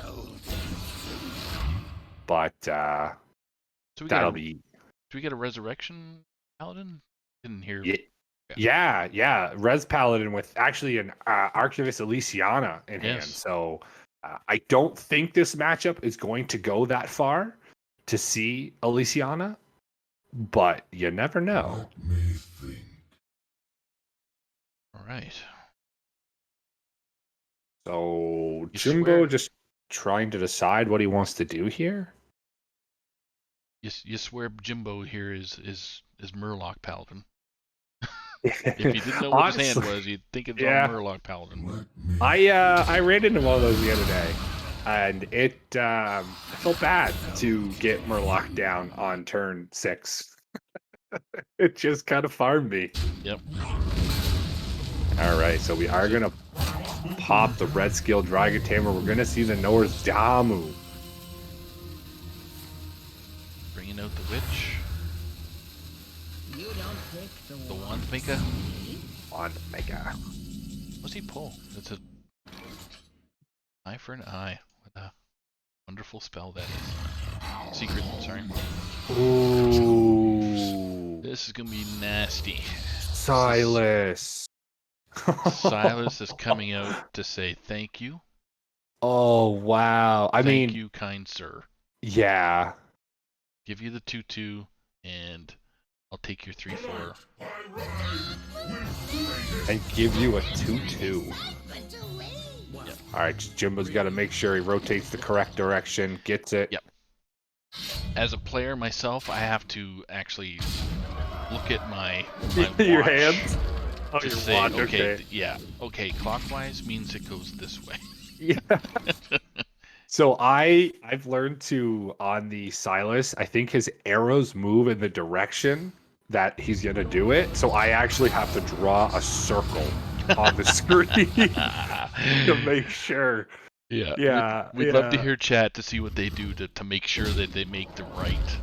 Yeah, not the left one. So hit us up in chat. There's once you guys are 10 minutes caught up at this part of it. So Yeah, I'll watch for a Silas turn and see what chat has to say. But yeah, I physically draw a circle. So Rotted Zombie still finding things to do. but at 8 health, that's Yeah, that is a chunky minion. And just gonna create another one. it's not going anywhere fast either. So that's the other upsetting part. So Arhoot Defender. palm reading. Hmm. This is something as a player, I don't always remember to do either. Is it doesn't matter what spells you throw out, Archmage will. Oh, Continue. just all right. Yep. Very nice. Yeah. Giving himself an 8/9. Now, I'd expect to see a rabbit here. Wascally Would a Wabbit. Yeah, just gonna start getting that Nazoth pool a little bit better. You've seen your dragon. You've got a decent Murloc in there. Well, hopefully you get the Fisher. And then the Scrapyard won't die yet, but I would assume the this section of it will die, and then the Fellcracked will be up. So Jimbo, try to think of what he wants to do here. Yeah, so what cards he actually has. They're all jumbled up there. Yeah, so a lot of Murlocs to deal with. You know, you do have the fishy flyer with a war leader to deal with some stuff. Karhut Defender into a Grave Rune for Rotted Zombie if he so chooses. So you're palm reading to find a little bit more and discount that Grave Rune. Ooh, there's a Shadow Word Rune. Yeah, exactly. Or Inner Fire would be nice on this Colossal. Turn that into a 2/2. Isn't it? Wait a second. The other way around. No. Sorry. My bad. Yeah. That was that one went to Hall of Fame, that card. Yeah. All right. So he's hoping for no Silas ×2, which is physically impossible. Yeah. Wow, what a huge turn. But I mean, Rotted Zombie is finding his way to still be in this game. This Karhut Defender is, I mean, if it has to get hit and it's going to spawn 3 more, it's just going to continuously. Now we are going to see Nazoth, which is going to bring back the rabbit, and the rabbit's going to be able to trade. But I mean, Zombie's pretty much full health.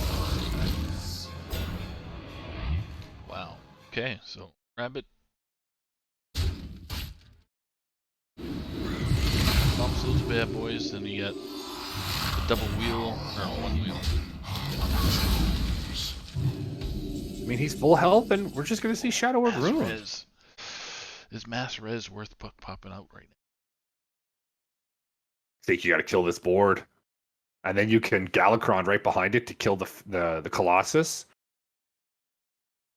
Yep. Yeah. Wow. That is a tempo killer right there.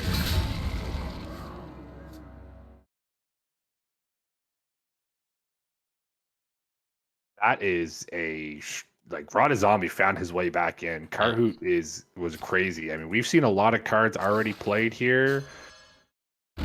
Oh, we do get some Murlocs.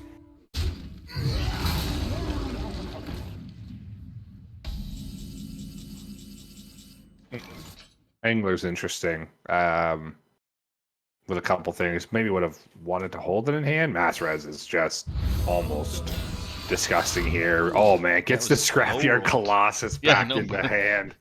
But with all the cartoots that were exploded everywhere, there's right? on that. Man, oh well. I'm gonna take it because I'm at 28 plus 5. Yeah, and I mean, another thing to think about is there's no good way for Jimbo, unless he runs a second rabbit, to discount his clowns if he chooses to run them in this deck. We obviously don't know, but that is typically one that you sometimes do see. Carousel Griffin might come down here.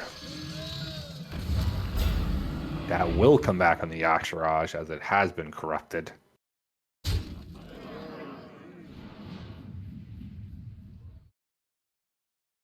Again.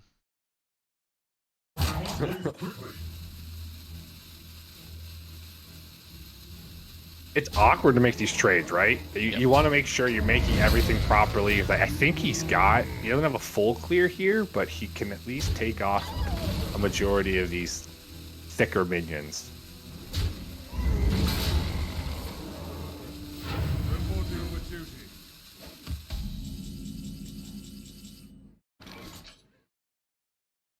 Renew to pick up some other spells. We still do have the Elysiana in case this match. I mean, I said this match probably wasn't going that this long, but it's kind of looking that way.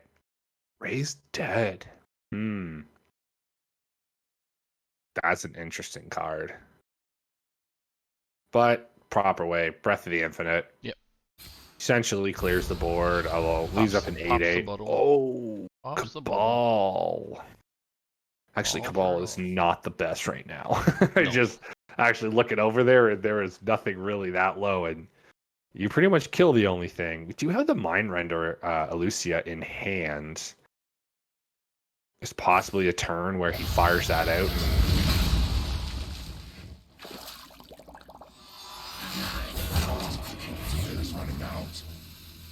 Cleans off his own Bone Wraiths. Did you ever see this Vargoth? Nope. No? Ooh, there's Sphere. I think you probably would have used it earlier. Twisted. He's got 14 cards in deck right now. Well, he's pressuring. He's saying, "What do you got?" Yeah. Yashraz comes down for a free Carousel Griffin. See? Oh That's my. top deck if I ever saw one. I mean, he's got the time, but yeah, I think Plague is too good here. Jimbo is running out of steam very fast. Yeah.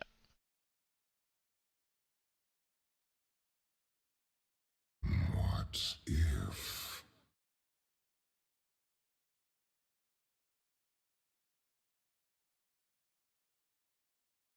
Yeah, Plague of Flames probably.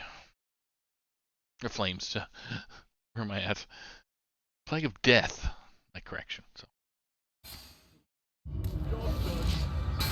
There it is. Plague of Death ripped. There's the clowns. Yeah, so there are clowns. One turn too late, homie.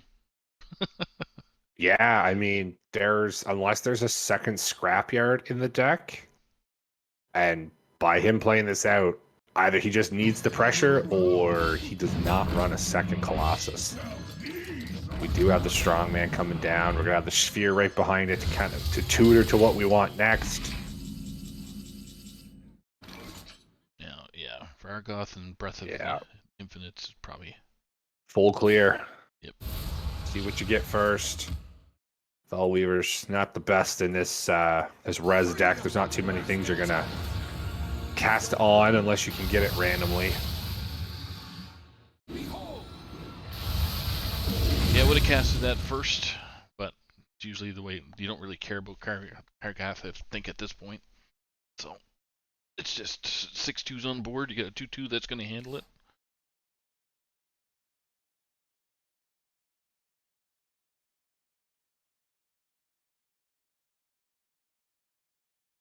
Yeah, there are ways Sludge Slurper, Goblin Lackey Rush, but Yep. Rush in. There goes the Vargoth, and we are going to see McGurgle Prime. We have seen both Plague of Deaths, so... Ooh, 4 damage. Love to see it. And a second McGurgle Prime. Oh my. So that's extending his reach a little bit more.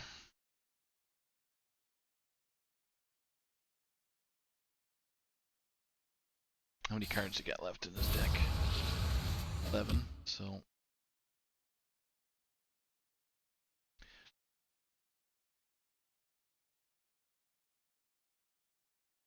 Greetings, fellow humans.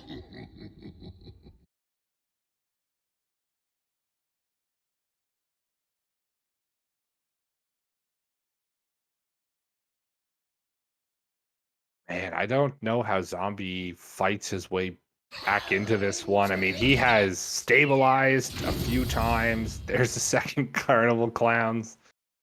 I think he might want that. Yeah. Yeah, chooses to take it. Yep, I think that's the safest thing. There's probably nothing bigger there, but at least it gives him the 3/4 force.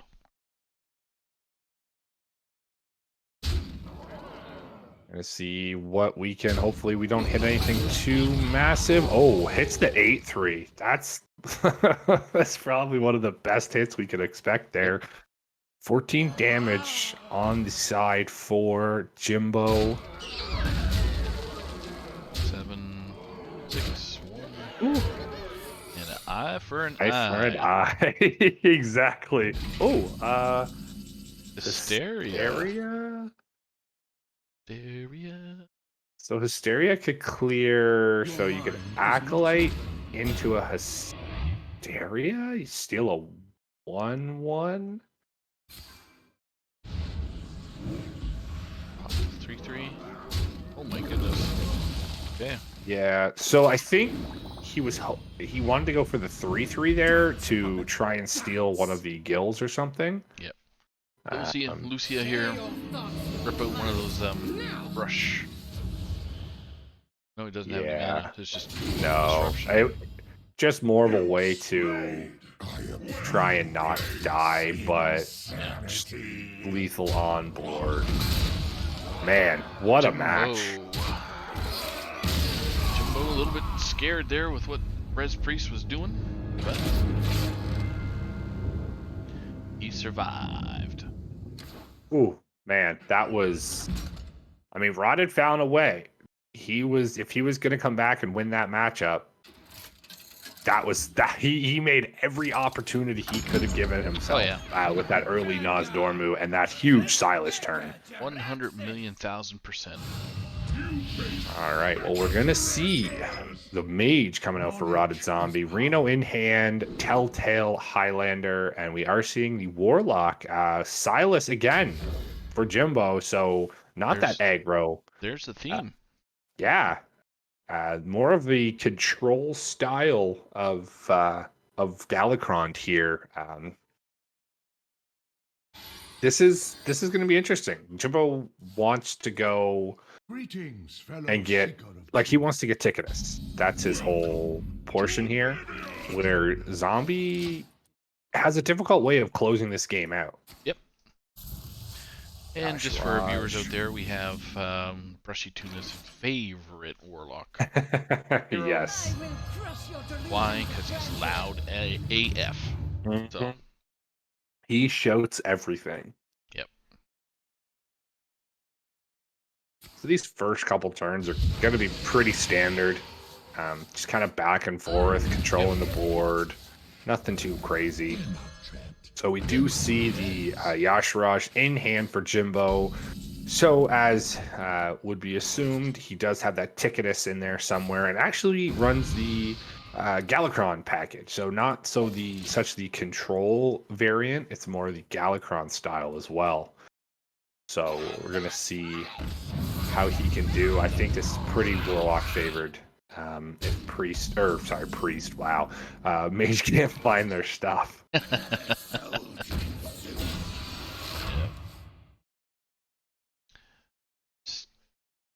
The 2/5. Think can't use any of the board clearing tactics yet because it's No, you just kill your own minions. Plague of Flames and Dark Skies is just not a good option at this moment. Feels bad. Yeah. And you don't really want to attack into his Bone Wraith. Oh, yeah, we're doing it. All right. Might as well. Doing it live. Mazel. Get rid of those 1/1s, I suppose. Yep. Firebrand, though, with the Arcane pickup, is going to be a nice little clear. Yep. You fight me, you get burned. Easy clear. There's that magical Pyroblast we were all talking about. Wow, he takes it too. Oh, I'm happy. There's how you're closing this game I'm out happy. right there. Yep. Yeah, absolutely. I got 10 for your face. I mean, Zombie has a way to close this game out now with that Pyro, and I mean, he's got his defensive tools in Reno, in your Solarian. Yep. So, ooh, there's the Rust Wicks.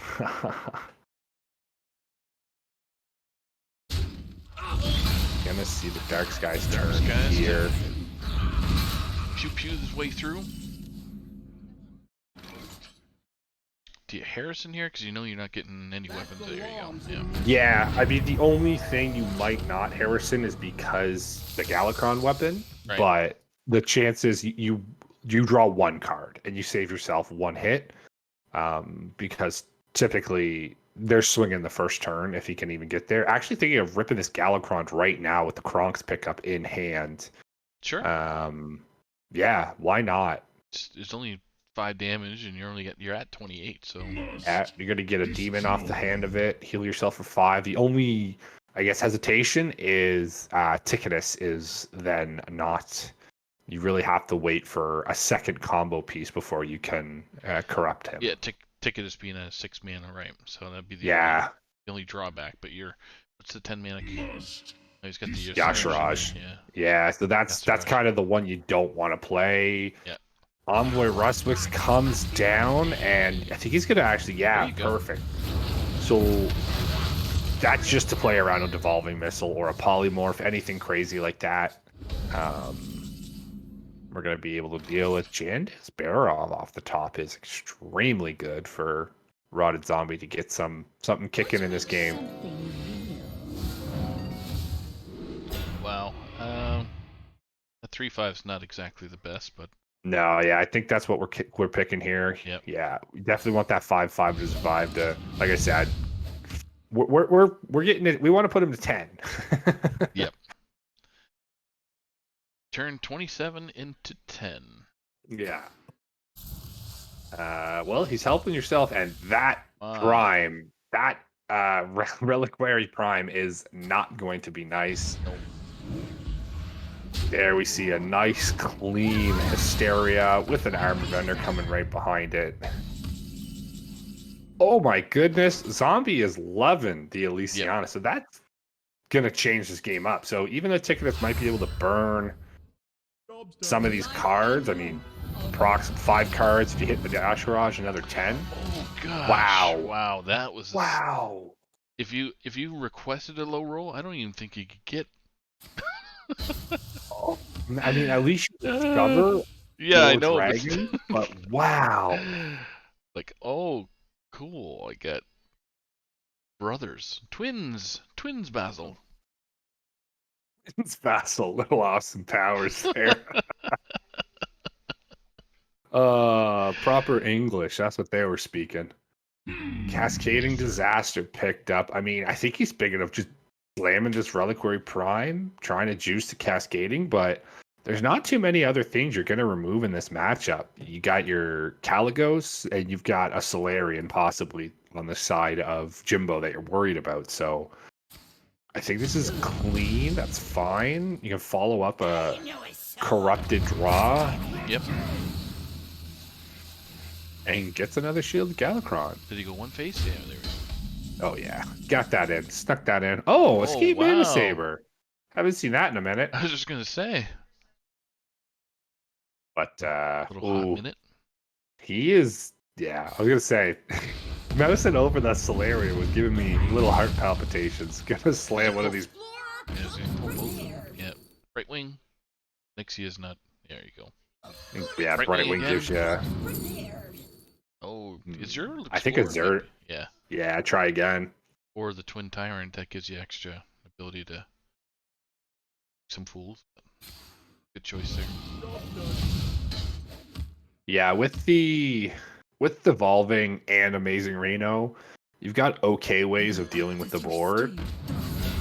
But an Azure Explorer is just a try again button, right? Yep. Plus having spell There's damage. that plus 2 there. Silas. And finally, we do. Oh, right, Silas was in the deck. Oh, and he gets the Kargat Prime. Ticketus was always getting corrupted this game. I see a poof here. I don't think you want no. Poof.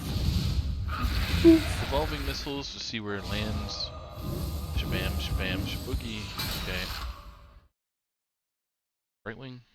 Hey, there's a 2-mana thick boy or a 2-attack thick boy again. Yeah. Saying hello. Ooh, counterspell is nice and Flame. Ice barrier. Nah, Ice- flame. Go flame. Why not? yeah. I'm trying to think what else Warrior or Warlock has to cast on. So another Hysteria. Where's he go? Does pick the Barrier, ice barrier. yeah. A little more survivability. Ooh, Reform. Reform. That is interesting. So you Wow. and then Reform? I mean, yeah. At that case, you don't really care what you Elysiana into your deck because you just reform some. These matches, man. They're coming out with Wow. some gems. Some nice big fat gems. We are gonna see this Galakron finally come down, charged up to 2. Some very okay minions. Seven Summon Knights, a delicious. demon from your deck, so that's actually gonna pull. Yeah. That could, depending if the if what prime is it. It could be a Solarian, because we haven't seen. Oh, Spirit Jailer. Whew. Oh, this is an easy. This is definitely a poof. Oh yeah, now you see the poof.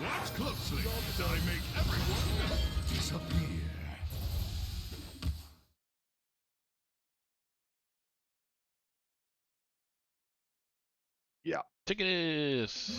Oh yeah, baby. Goodbye, one. Dude. One. Not bad. Ooh. Terrible. Not bad. Right. Overall, 1 out of 5 that was impactful. So. And randomness. the Shando. Wow. Ooh. All right. That was a little something something. Not too many beasts in the deck, but possibly could get something from Elysiana. You gotta go for this Malagos. 8. Malagos Fireball. Yeah, I mean, we're getting closer to. I'm just gonna do it on the Ticketus now. I mean, we're gonna probably see the Yashiraj next turn for Jimbo. I would assume he's got pretty decent control on this game right now. Or could see. You just get so many options here, right? Yeah. I mean, you want to get your Sociologist out as well because the more soul fragments you draw, the less impactful it becomes. Mhm. Gonna And here's test some where- of these secrets first. Here's where. Yeah, so counterspell is. He knows his counterspell in there. Yeah. Really no spell that he wants to cast, I don't think, right now as it is. But No, and that's kind of the thing is that Warlock doesn't have too many big spells other than like Twisting Nether. does have the Lucky Soul Hoarder as well to shuffle a couple more in. Impactful. Oh, impactful. Wow, yeah. That's so. There's the Ogremancer and there's and the Shadowhunter. Wow. Wow. My spellbook's running light. I mean, one card left. Do we see the Elysiana right now? I see. Or Zephyrs, I guess. You have to Zephyrs, yeah. Zephyrs, and then vacuum clean this board up. Yeah.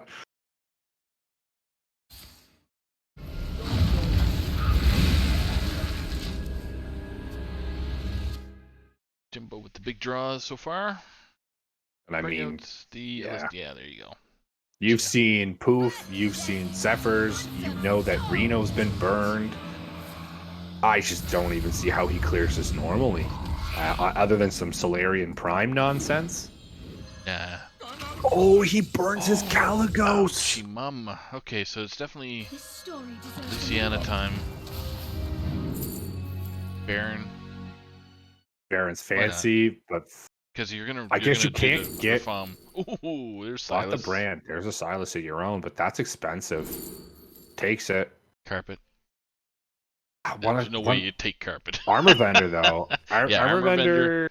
But Yeah. are you really keeping all these cards? Because That's also the thing we have to remember is that he might just reform these away, which I'm involved in. There is a lot of damage coming on the backswing to be here. exact. That's on Yeah. the board, heading towards Rotted Zombies localized area. In and around his face. Yes. That's if he chose to go that route. And he did Yeah. not, so. Got 14 Counters. at least. Yeah, counterspell gets procced. I think we might see the Kronks here, +2/+2 to the board, but you might wanted to see that a little earlier. If you were going to do the trading route, would have required you to trade one less minion. It's also just sticking a 7/1, which is extremely annoying. Nah, it's only one. Oh my. Okay. Toxic reinforcements that will never be casted. Prime time. All right, here we go. Let's see. One Isaac, Icicle. please. All right. Oh, Rolling fireball. fireball. Bam, wrong It way. went the wrong way. there's a good Oh, flame strike. Okay, never mind. Oh, and a pyroblast. Where's it go? Face. Oh, no way, dude. No way, dude. Oh, sheesh. And there's this- Shit. Dude, there's second pyro in hand. I know, man. We'll see. I mean, we're healing 4. We heal 4, but there's a pyro in hand. I can't believe it. Oh my goodness, man. And that's random secret. Cast off a Solarian Prime 2. He has to be worried about. Yeah. I like Dragon Blight and then use Silas so Yep. you can give him a 1/1. Yep. Because 7/7. yeah, but he's looking at possibly at a prime here to bring back some. Ooh, this match, man. Let me tell you, Rotted Zombie. Both these matches has found a way to fight back. This signals a Kronk's turn to me, maybe. Shield the Galakrond. He might be looking for Kronk's for a way to push the +2/+2 to a wide board. Right. But oh nope, we're back to the Kronks. Kronks. Yeah, I'm gonna go for an 8/8 here. Yeah. Yeah, definitely. All right, what do we got? Rally. What do we Wow, there's some good. get? If we had a way to bounce, Vaporize. would ooh, be we good could get smash. potion that costs 1. No fun. Commencement. Do it. You would pull a Firebrand or a Silas. Yeah. Shield of Honor is the pick. Wow. Okay. Actually, Potion of Illusion is actually in the deck for Zombie. So there is a slight chance he does get a Zephyrus here again. It's very slight, but What's the play here? 6/6. I mean, you might want to just Canna Thread Prime, try and get that Wixlax loop constantly, but Say that we've 3 seen times fast. I know, right? Blah, blah, blah, blah. But we've seen so many imps die. Yeah. But I mean, you know, the way this matchup is going right now, you never see that, right? We always see the Rust in Envoy loop. Yeah. Act as your scale drives. And that's just making a board. Number 7 won again. Hey, no news Okay. to my face. Ocean of man. Illusion. He's dude. Does he? And that's actually going to give him the Zephyrus. He's got 10 cards in his hand, though. But it'll give him the Zephyrus. I mean, he clears it off, but the Zephyrus came first and then Armor Vendor second, so it'll actually proc on Zephyrs. But this, wow. Oh, but he's got duplicates. That's right. Oh, Just about goodness. to comment on it's just like, well, you got duplicates in there, man. Yeah. So what do we got? We're waiting for a Silas. We're waiting for a Vaporize. And we're waiting for a Firebrand. Right? Excellent maneuver. This is just insane. Kargath Prime is beautiful for the third Prime. It's jabonkers. I don't think you need it yet. No, throw it down. Whatever. Just slam it. I know you got Pyro, bro. I'm gonna throw down this 10.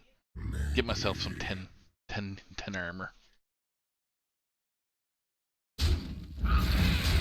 Oh man, this is an absolute slugfest with these two Highlander decks. Or sorry, not even two Highlander decks. It feels like the Galakron is a Highlander deck. There's one Silas pulled out of the deck. Actually pulls a 6/3 if he chose. Get rid of that But, 4/5. I mean, this hand is looking kind of gross. Obviously, you don't want to get rid of that Pyroblast because it's a way to close out. So Rafam is... Well, you can do the Silas on the 6/3 and then throw the shield on That. to the 2 shield spells on. Yeah, It's no, injured. absolutely. And you do still have 2 secrets up to protect. Here we go. What are you doing, Rotted? All right, I'm gonna go see what dragon we can get here. Alex Straza is the Straza. dragon. I would take So that. is Malagos. Certainly take that, though. Alex would be my first pick. Yeah, I agree. But you know the way that this game is going, yeah, It's a it does take it. golden Alex. It's Golden Alex is beautiful. That was my first golden card ever. Okay. Still have it to this day. So he is doing the Silas trick, Adventure and excitement to waste. and he goes this way instead of that way. So, Draw your circle, everybody. that's right. All right, first Shield of Honor coming down. I'm running out of cards. So, I mean, this is just insane. pop. 14 on the side, chooses to trade. Just make this board as clean as possible. Gonna hit the Vaporize Vaporize. Yeah. Don't feel bad about losing a 7/1. All right, this is always Envoy. No on.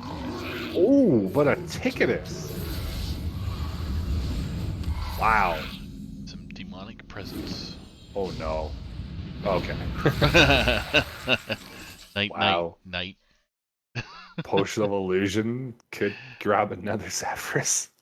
Here's an Alex turn, but you're taking tons to the face. Oh my goodness, yeah. I mean, this is where these heavier cards in the hand for Zombie are going to play against him.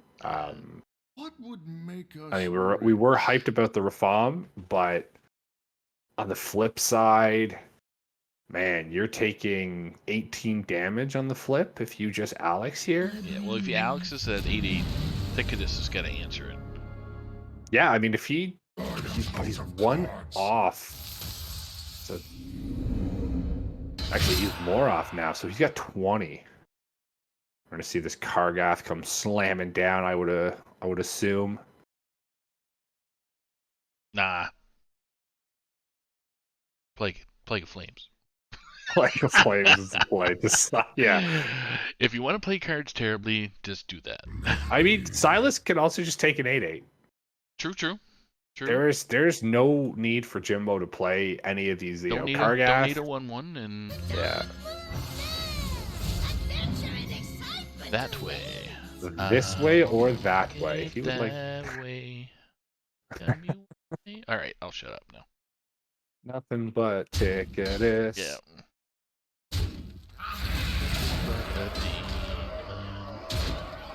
All right. Well, Here it is. cutting class. Okay. Vaporize, very efficient. There's Zephyrs is active. Ooh. That cutting Zephyrs. class was massive. So, thank you and vacuumed. Good night.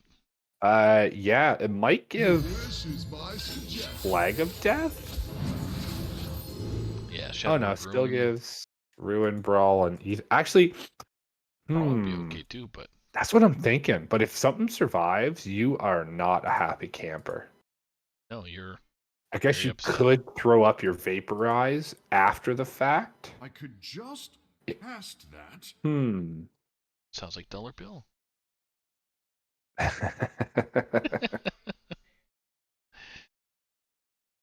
Yeah, He did Brawl. take Brawl. Okay.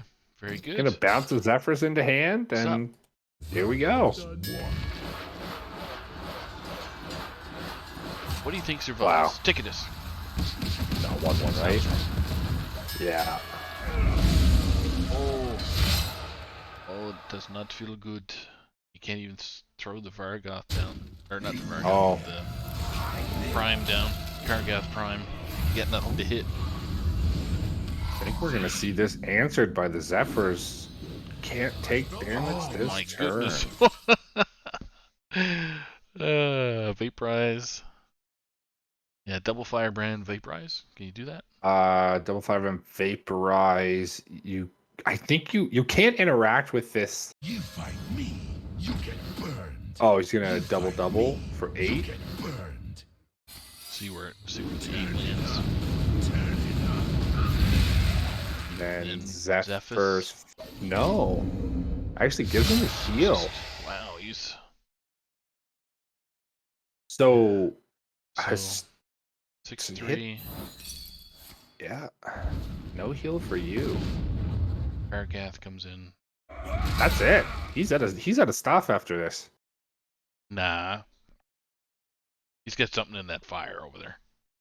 It's called death. Oh, death. Oh, wow. These matchups, man. I don't know how Zombie keeps pulling himself from the brink of death, but is he ever? One card left. Oh my. Okay. Okay, that's a low There's roll, another but Silas. Thank you very much for the Kargath and I mean, yeah. thank you. Thank you. very Yeah. much. Yeah, it's not. This is gonna be upsetting for Jimbo. Oh yeah, Alexa actually played the vendor first to give him the worst minion. Lightly used armor. Dark Moon Says. Adventure and excitement. This way. We are going this way, please. Shablam. We going that way. Me 10. Smack. No, that doesn't go face. He wanted it to really badly, but I mean, Cascading Disasters does clean off a majority of this board. Yeah, See so a flag. flags. You don't want to draw cards, I don't think, unless you just want to die. No. Please, sir, can I have some more? And now I think we just see this This is a, yeah. the Pyro maybe or a Zephyr. I mean, there's a ton he can do here. Yeah, just Alex is just big. big Alex chill. Yeah. The dream is what? Send an owner? Okay, so yeah. Yeah. I think I think this is there's nothing. There's nothing Jimbo can do in this situation, unfortunately. oh, there's something you can do. Well, he could definitely stall out, but he is ahead in fatigue and he is behind in health, and that's never anything you want to see. 10 to the face. Yeah, you can watch this pyroblast from from that was downtown. the nail in the coffin. Wow, what a marathon! And that was only game 2. We're here all night, folks. All night. Fantastic! It's a good thing we don't have a matchup after this one. Ooh, Oh. boy! I forgot to tell you, we have another 3 more matchups. Hey, let's do it, bud. Hey, Who it's needs sleep? All night long, bro. All night long. Longevity is what we're all about. All right.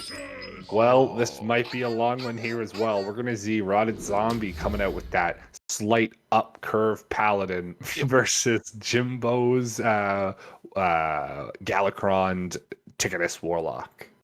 Yep. So, and I just noticed that the Rotted Zombie has also brought Silas to his side of things for Paladin. So, yeah. Yeah, no, it's a really... I didn't even think of it, right? It's one of those inclusions that it doesn't even cross my mind as a person who, I mean, I don't think too deeply into lineups and stuff, but this is great, honestly. It's a really solid card for, I mean, it doesn't corrupt and stuff, but it can definitely steal away some games. There he is.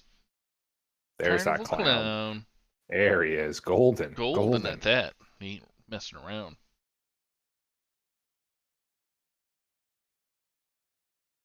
Dragon and draw. Sorry, rereading the Dragon Tamer. Verbiage. Red Scale Dragon Tamer. All right, gonna slowly try and get this Dragon Tamer killed to draw into that Norse Damu. Dormammu. Every time I say Norse Damu, that's what I. Yeah. Same as me, man. That's all I hear. Dormammu, I have come to bargain. Yeah. Norse Damu, I've come to bargain. Yeah, Norse Damu, I have come to bargain. And you know what? He does give you time, but he speeds time up. He gives everybody 10 mana.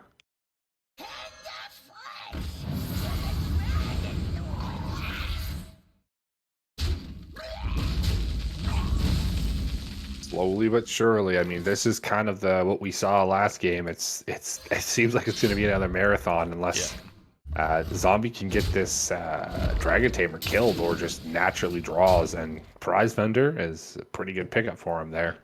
This card draws a pretty interesting statted. That was played early once the expansion came out, wasn't it? Prize Vendor. Yeah, they played it in. People were playing it in Evolve Shaman, right? Just to tempo through and get to, you know, your weapons, your knuckles, your cage mask custodians, things like that, to really tailor through and get through your deck. But definitely got taken out pretty soon. Yeah, because it's turned out you're giving your opponent that much more of an advantage as well. So yeah, your opponent also drawing a card, and I mean, on the side of Jimbo here, he is at 19 health. Yep. And Zombie is finally gonna see this. I would assume see this Dragon Tamer killed, and yes, we do. Gonna get with the Nosdamu. I have come to bargain. Gonna actually overdraw Jimbo next turn. I think that's the plan. Yeah. Oh, there's a bad one to grind. That's a fun one. That was a fun one.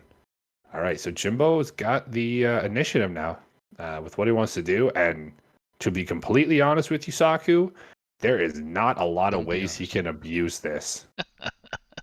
I mean, Silas pulling an 8/8 is great, but there is so much on Zombie's side of things to deal with this afterwards. I was just gonna say the rabbit's gonna come out and just bust Yeah, some chops. Rabbit into Carnival Clowns into Nazoth. Like he's got a very nice curve. Or Only Zombie thing could and- just say, you know what? Give me back my 8/8, bro.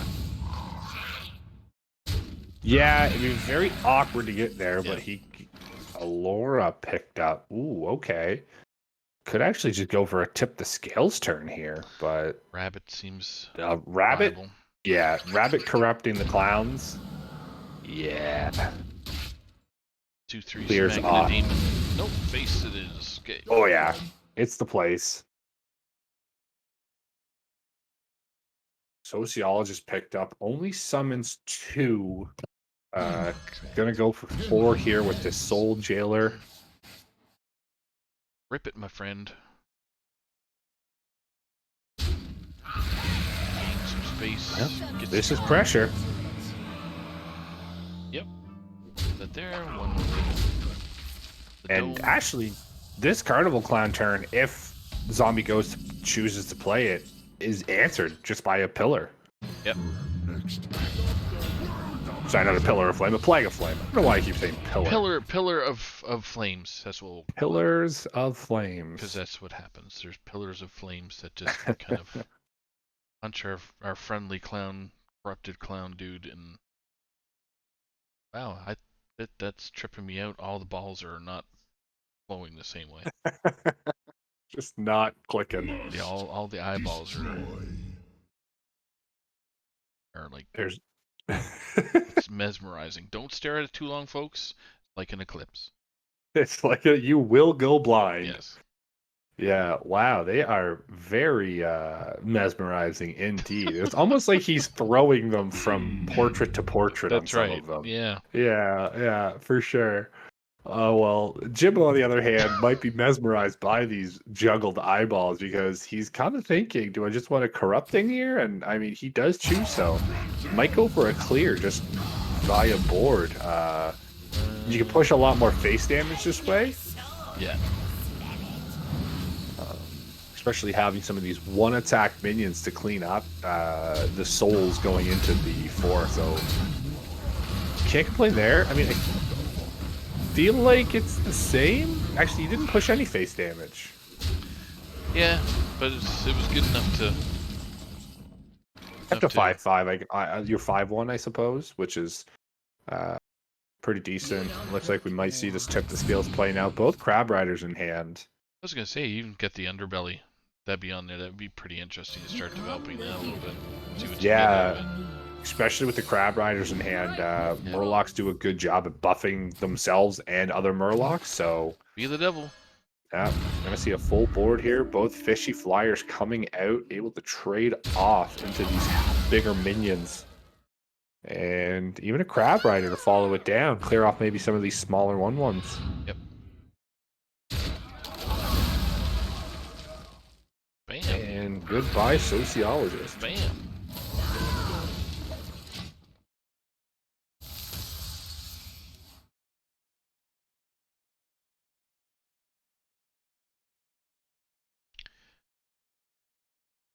Pop the bubble.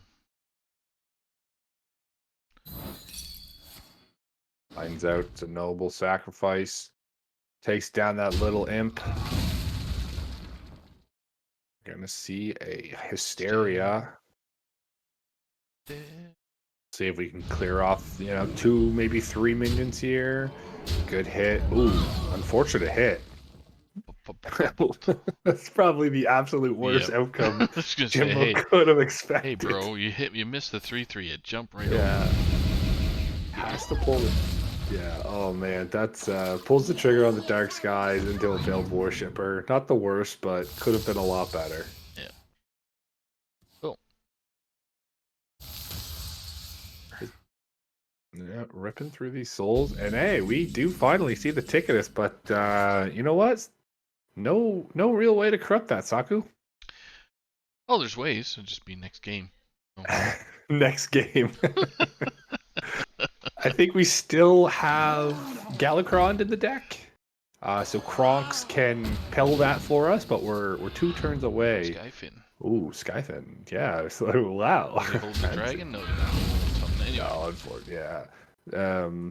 Sometimes you see them play the amalgamation, but not typically because it could actually. I've seen people play it, and then it pulls off of your Dragon Tamer. So I think we see this Kronks play here to pull the Galakron finally. Yep. Actually, not a fully call. I mean, I would assume we see the Devoted Maniac to finally get an actual. Yeah, we got a 4 charged Galacron. But this angler stays up. Do you see a Silas ripping that 6/6 away?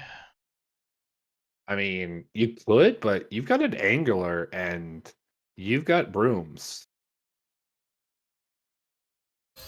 So, yeah. Brushy boys. Look at that.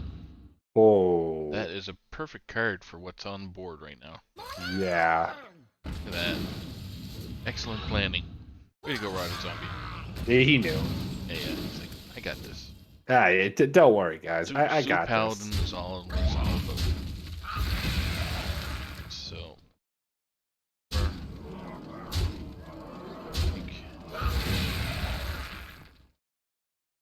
Hey, man. Yeah, I mean, we could see we've got 9 cards in hand. A trade doesn't kill off the Kronks. I mean, Dark Skies here is not good. You could Hysteria and see what happens, but again, all of these are pretty much one hit away from just dying off a single Hysteria pop. I'd get rid of that 3/4 more than that 5/4, but I guess it doesn't really matter. It's still got Murlocs in hand to generate. Still can't get rid of it. Man, this angler survived. I think it finally dies to the weapon here, but whew, those are average, I would say, demons. Oh, Yashrash. Oh no. hello indeed. That takes a lot of zombies gas right away. We still have the Nazoth for, I think it's a full. I think he has pretty much everything other than, totems and crazy things like that, but he pretty much has the full. Nah, he does not. The elemental, as we see drawn in hand. Silas. I think we'll go for the 4/6. taunt here. Yeah. Yeah. Can't see why not. But what do you give up? Throw a broom down? Hello? Hello? Broom. No, thinking of the Silas turn. Looks like he's going for the Kronks. Yeah, he went that way instead of this way. We're going to see the broom. Kronks is the taunt. Silas takes out. Yeah. It's still clear there, but still leaves up a good chunk of power on the board for Jimbo. And now. Ticketus. He 7 wasn't cards upset left. before. Yeah, 7 cards, and this is. You're hoping you're hoping he doesn't have Nazoth. That's Another not big bad. one. There's another Ooh. good one to burn. But Barrows a good one. Ooh, Wow. nice one. That Some- Tip Skills is kind of dead now. Yep. But Barov, So, that's Bear off of value. that was a above average burn from Ticketus. Carnival Clowns. That is timely.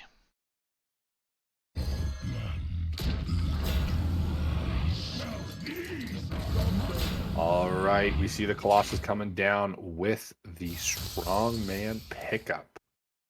Oh, wow. I mean, you shield a Galacron into a cascading. You can push quite a bit of damage.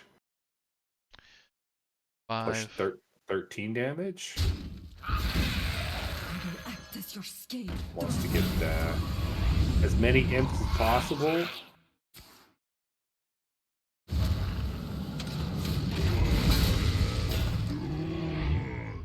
5. 14, yeah. 14 damage if he chose you. Yep, which just I get think he 14. does. Bang.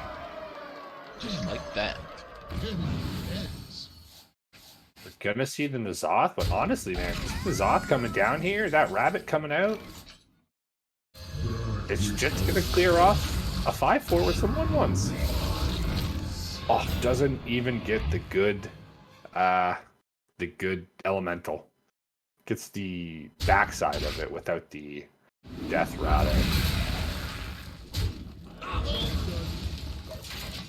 Okay, so that was pretty good spacing there for Jimbo with that rabbit coming out. Soul shards. What's I think those the whole, shards? I think the whole deck is. Yeah. Yeah, I think the rest. I think there's one more in there, maybe. Blam, Yeah. blam, blam. Ooh, Ugly. Look at that's that. lethal. Lethal. Oh, Nice work by Jimbo. little bit of a faster paced one there than the last one, but both paladins are struggling to get through here, and I mean, Jimbo now up 2-1. Is just left with his warrior deck. So interested to see what that's going to be. And Zombie still has a paladin or a priest deck of his own. So we will see what he chooses to use. Alrighty. And carry out our lady's will. Hello, hello, hello. Check out the stats of low roll paladin versus, A question mark warrior. I'm gonna say enraged. Yeah, it's oh no, bulwark. Oh, yeah, so that's what? Is that a Silas warrior? Yeah, I believe so. One tip the scale in hand for Rotted Zombie, not what you want to see. You do have the high, or you do have a Laura in hand with the Wand Maker, but that is a couple turns away, and you really hope that other tip the scales doesn't come out of the deck. Alright, so friendly neighborhood cheese paladin is favorable 60% roughly. 55 versus control warrior. 60% versus enrage, so according to VS stats, but not just up to the stats, it's up to the players as well. That's it. Yeah, two really strong players as we've seen tonight here, so gonna see what happens. Actually might, yeah, just gonna go for a witchy here. Just as much tempo on board as he possibly can make. 5/4 is very above average for this board right now. Fishy Flyer in hand, gonna deal with it handedly though.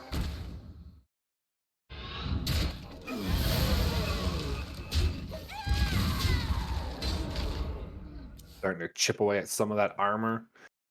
Ankar pickup in hand, very good. Starting to draw through that deck, pull some pirates, skippers. Got the armor smith with a bloodsworn in hand already, so it's just a matter of time before we pop off on a big armor swing turn.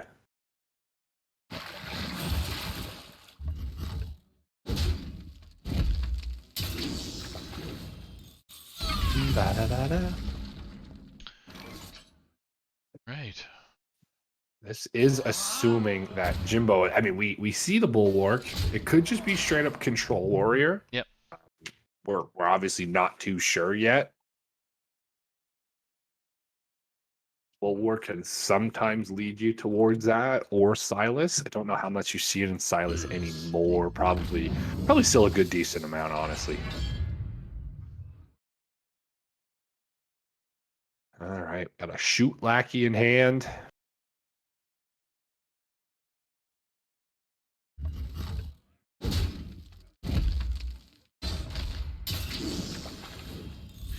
Pew pew lackey. Pew pew lackey taking down the war leader. Carnival clown drawn. I mean, here we go. This is it.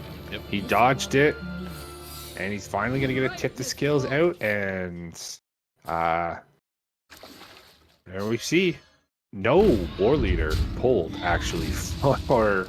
So these trades are extremely annoying for Zombie. Yep. Unfortunate happenstance, and you get to the red scale. Yeah. And Dude, he don't need doesn't. you anymore. Peace out. I mean, you're looking at a skipper turn here, but you're only dealing 2 to the entire board, so you clear off What 2 minions? Yeah. You're 1 away. I guess you could look to do a broom turn.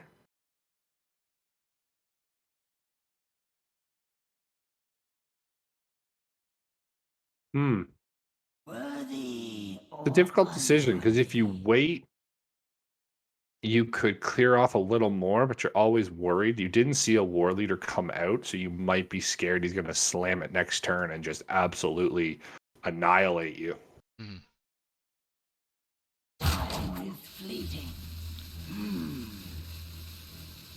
Not making you feel nice, warm, and fuzzy seeing the opposite side of that board.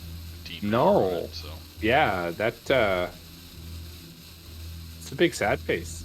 It looks like we're going to elect to go for the Sword Eater, possibly into a broom. No, just Sword Eater smash. bam. All right, just saying. I don't think you have anything else, which I mean it's a decent read by by Jimbo because Zombie's really not playing much this turn.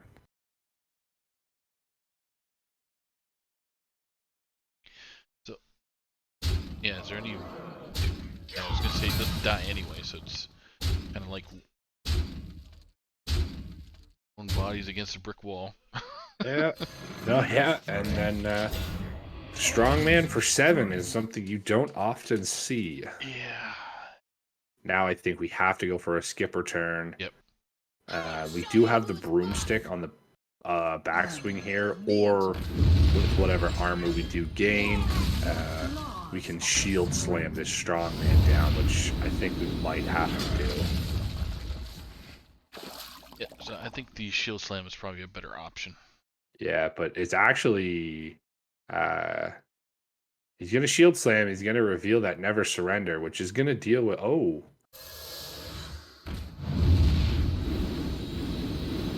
just wants the armor. Fair enough. Okay. Yeah, no, actually full clear.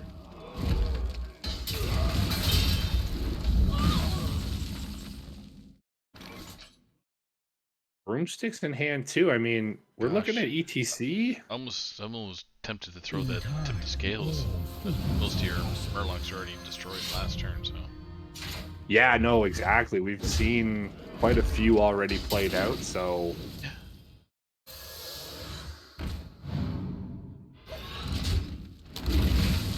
Battle Gore. Battle. I mean, Shield Slam. Luckily, procs that secret, and he does have the armor to get over the extra 2 damage. And Battle Gore. I would assume probably Brushy Tuna's favorite card. No, I don't think he likes this. It's not enough. Not enough screaming. Yeah.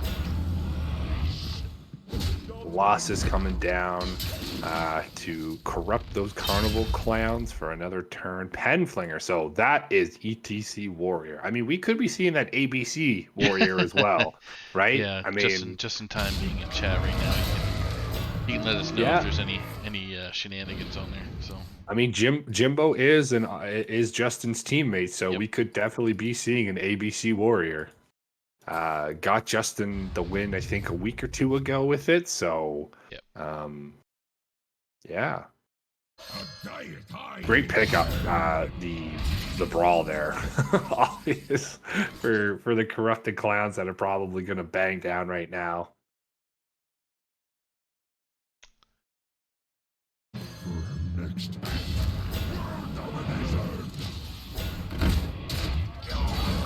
Just love that voice too, the voiceover. Oh yeah. My next act. And a big brawl. Stop. Yeah. Stop brawl. So, brawl. All right. Who's won it, Saku? A clown? Oh yeah. Yeah, Big clown. definitely a clown. Big clown dub. I'm gonna say a clown's gonna Hey, loser! win. Greeted with a hey loser. Love to see it. It wasn't me! There we go. There's still 1 risky in the deck for Jimbo as well, and he has the Armor Smith Merc again. Wow, this is going to be. I mean, Tip is just gonna, yeah. It's only one. Oh, when he pulls the McGurgle Prime, yeah. That is nasty. I guess he's seen one brawl, so he just say it, deal with it. Yeah. So Agora handles 6/6, and then it gets. Or is it Penflinger on the Rattlegore? It's interesting because you can actually. Oh, I would actually say you can rattle. Rattlegore doesn't die. You can actually copy your Rattlegore if you so choose, and then give it the other copy rush. Smash something, equip the Bulwark. What you could. No, too much mana. We don't have 7. We don't have 11 mana. That's not how the game works. Yes, it does. Coin. Coin gives 11 mana. That's right. Yeah, all right. So we are going for this make more Rattlegores. Interested to see if we will. The Rattlegore plan is always the best plan, and Broomstick. I would assume clear off his Divine Shield and Rattlegore into it. Bloodsworn can deal with the 3/2. Shield up. I mean, Yasharaj is still in the hand for Zombie. And that's going to corrupt the second Clowns and give him the second Corruption. I think it's a Strongman behind it as well.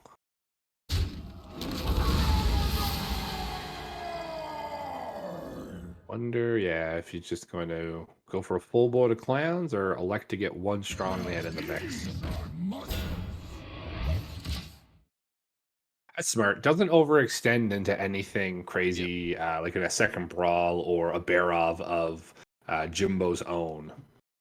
Yeah. So, do you think a Silas comes out in this point? You just give up the. You just give him the Armor Smith. Yeah, I think so. Maybe he might be trying to see what he wants to draw, though. He could draw 2 first. But yeah, I think a Silas on this, on a 10/10, what else are you going to be really stealing this game other than a second Colossus? So you could do Penflinger on the 1/4, then do the Battle Rage, and then Silas. And then give him a 1/3 for sure. Draw 3 additional. Yeah. You're gonna do it this way, okay? Let's give him a little more mana to see if he hits something special. It's a cutting class and a Corsair, which I don't. Oh, we're giving him Penflinger. Okay. We are going that way, baby. You know what? That's actually interesting. Oh, sorry, I just Penflinger's dead, but I was just gonna say because there's no spells in this deck, right? So Penflinger is just useless to Zombie. All right. Well, the Clowns are very much dealt with. 4 of them come ripping off this board pretty fast.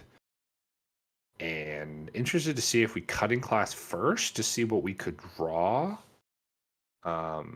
But both Broomsticks used, your Penflinger's gone, your Rattlegores are getting lower and lower. I'm very interested to see where Jimbo tries to close this match out.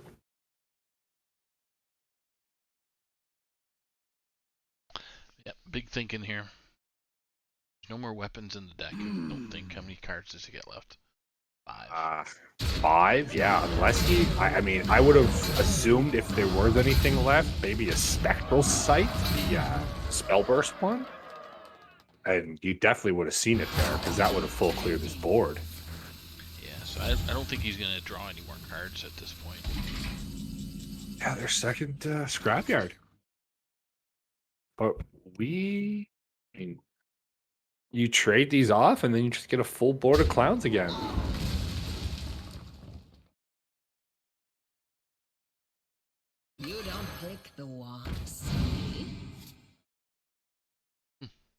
Protection is interesting.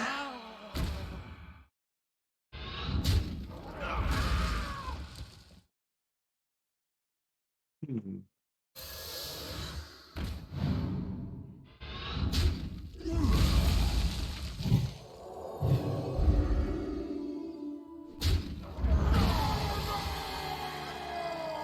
Definitely get a clear here. I'm just not too sure. I guess Zombie might be playing around the second rail, which we still haven't seen. And possibly, I was going to say, a Barov of his own, which right there in hand is going to answer that second Clowns with the Risky Skipper in hand. So these battle doors are getting smaller and smaller. But 32 armor for a total of 45 health. Yeah, it's a little bit rough.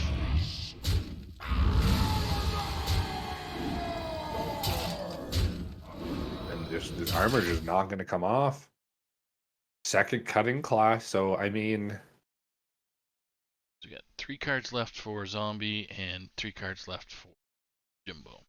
I would assume ETC is in the deck. I don't even know if we have a Ash Tongue in this deck. Who's gonna throw? Do try to keep yourselves alive. Yeah.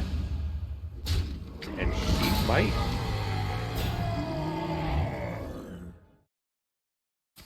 Ooh.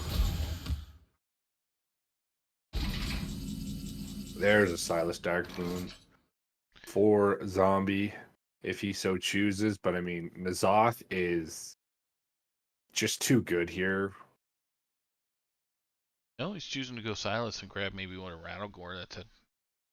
The 5/1, but You'd only have to worry about one of them. That's I don't know if you even need to. You've got so much juice. Yeah, he looks like he's gonna be taking that 5/1 Rattlegore. The Dark Moon says, adventure and excitement awaits. just an insurance plan, I guess, just to make sure that no other weird things happen. Yeah, it's just a good way to just completely lock this game out. I mean, he slowly has to break through this bulwark, but then he has to break through a ton of armor, and there's the second shield slam, so there's no way to turn an Ash Tongue if he does have it. 2 more cards in the deck. Skipper is in hand. I gotta think ETC, right? Yep. And then second brawl. ETC second brawl. That is what I believe is still in the deck for Jimbo. And on the side of Rotted, he does play I forgot he didn't have a rabbit this turn actually. Or this game yet.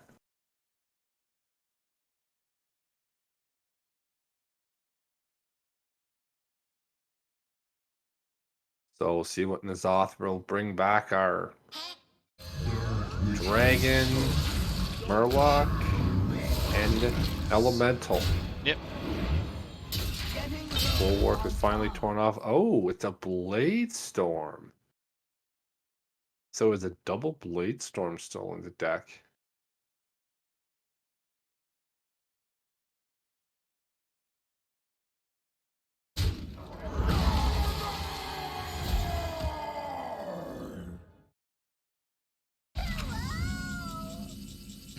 Yep, is interesting. The last card you pick is the card that tutors your hand. Probably gonna see a concede here by Jimbo. It was ETC. Yep. Yeah. Okay.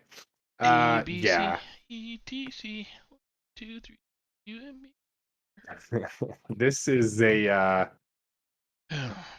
both brooms use. Risky Skipper gonna come down here, but yeah, I think this is an easy way to the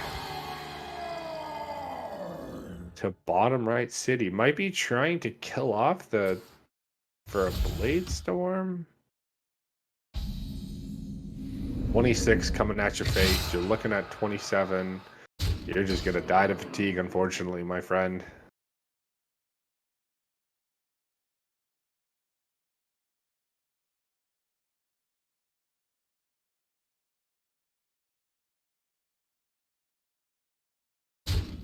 interesting why he's. I mean, oh wow, just respecting everything there. Yep. Yeah, And fair sure. enough. I mean, there's really no way he comes back in this game, I suppose. So there's no need to. Yeah, he's gonna just cutting class into Oblivion. raw. Yeah. And for the second time tonight, Number 2. we get to announce the most wonderful words in THL Hearthstone matches. Game 5. Game 5. Game 5. Game 5. All right, we are about to see Yes. Jimbo's Ramp Paladin. This No, sorry, not his Ramp Paladin. His warrior. Warrior versus the Priest. Priest. Priest. This was the Res Priest coming out for Zombie here. So Res Priest versus the, I suppose we were doing ETC Warrior. It's what we've finally settled on. Good heavens. So ETC Warrior versus Priest. Yeah, this is going to it's be Resi a Priest too, so okay. All right. Little funky music in there with Lysiana. Yeah, we see the Elysiana. Hopefully we won't see too many shenanigans like we did last time. Yeah. And Rotted Zombie's hand is thick, so Yeah. not a lot of action going on the first couple turns here. So This is not the turn or the start you want from Zombie, but on Jimbo's side, I mean, he is playing a deck that needs to draw through. yeah. So if Zombie can, I mean, Jimbo's gonna have to get every single point of damage he possibly can this game, I think. Yep. He's gonna have to maximize really what the ETC combo can do. I think I don't even know the math on it. I think it can do upwards of 40, 50 damage, even more. Could be like 60 damage, I believe. Yeah. Let's see what VS. So I don't know the combo pieces too much with ETC. So what do you know of ETC? So ETC, you're looking for a pen flinger. Your ETC, you're looking for a double Bloodsworn, and you're looking for a broom, which I believe fills your board to 7 minions, and all of those minions will then have rush. So basically, each minion attacking deals 6 damage to the face, until your ETCs eventually have to rush, and then unless they don't die, and if they don't die, then you're even doing more damage. So essentially, 7 times 6 is 42 damage approximately. It could do. I think it could be a little more. I don't know if I'm doing it 100% properly, but I think that is the easiest way. Yeah, I was just taking a quick boo at HS Replay and VS, and neither one had really stats versus ETC versus Resurrection Priest. So yeah, I would assume the Res Priest would have an okay way of dealing with ETC, because ETC Warrior is not going to pressure the Res Priest. So Res Priest can, even though Zombie has a clunkier hand, as we said, yep, he doesn't really care, because at the end of the day, Jimbo is really putting chip damage through at this point in time, just to be able to not have to use so many combo pieces. But I mean, in Jimbo's hand already, we see the ETC God of Metal. We don't yet. We do have the Bloodsworn. So I mean, we're looking for another Bloodsworn. We're looking for a Broom and the Penflinger. And I mean, we're in business.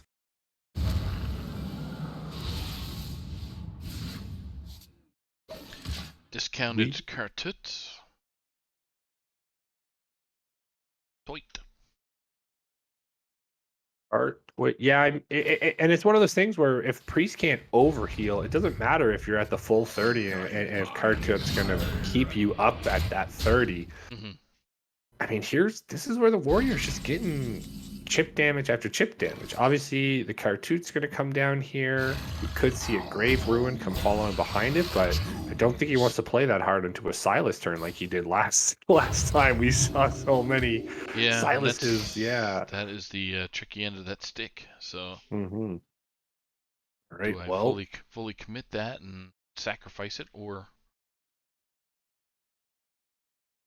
right. Well, piece number 3 picked up in the broomstick. So slowly but surely, Jimbo is accumulating what he needs to. I'd be interested to see if he doesn't trade in the 2/5 here. Actually, how many cards does he have? Yeah, no, never mind. He probably just wants to clear off the board. I'm gonna see possibly for a battle rage turn, but he's got a pretty full hand. yeah, it'd be a mistake not to clear that defender. Oh yeah.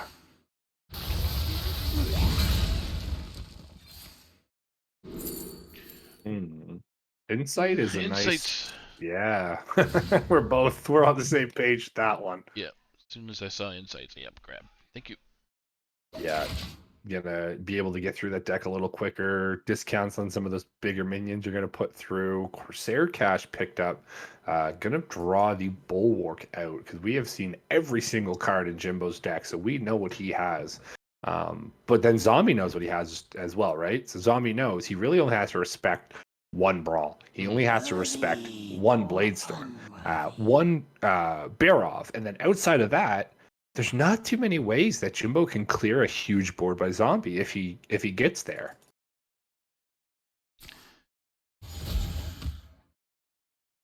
But we're just slow playing from Jimbo. Just probably gonna play this Armor Smith or something out. Actually, he already had the Azeroth in hand. Sorry, so that is going to draw nothing. Okay. I did not see he had. There's so many cards when you're upside down to look at them. for myself. I feel you, bro. I feel you. Ophelia. Amelia. Oh. All right, Holy Nova going to corrupt that insight. Going to draw out a Bone Wraith, convincing Infiltrator come down to start trying to put some other minions into the res pool for Zombie. Yeah. Interesting that Zombie is playing Res Priest. Have you noticed that yet? Yeah, I did not notice. No. It's been a long one. Yep. Gonna go for a huge Armor Smith turn here, I would assume. Possibly just go for a double Armor Smith. Could even just. Oh wow, yeah, no, we're going for all the draw. He's gonna draw 3 more cards here. Another Skipper. armor and another. Doesn't want to draw right now, I don't think. No, could see a second. Yeah, I was gonna say could just see second Skipper and just wow. This is armor. Goes the Armor Smith. So, Mass Resurrect is not going to bring up a lot of good thick minions outside of Cartoon and Bone Wraith, is that right? Yeah, so far we've had some, or Zombie hasn't been able to put much into his res pool. You're right. Just a Cartoot and another Bone Wraith coming out. Cartoot. I think it's Convincing Infiltrator, sorry. The Infiltrator, Yeah. yeah. Always get those two mixed up. But we have 71 armor on the side of Jimbo. And I mean, Bladestorm is great in this matchup because if you're just going to keep resing the same minions, they have the same health. So we're going to see what this mass res gets and some Cartoots. I see a Grave Rune come out.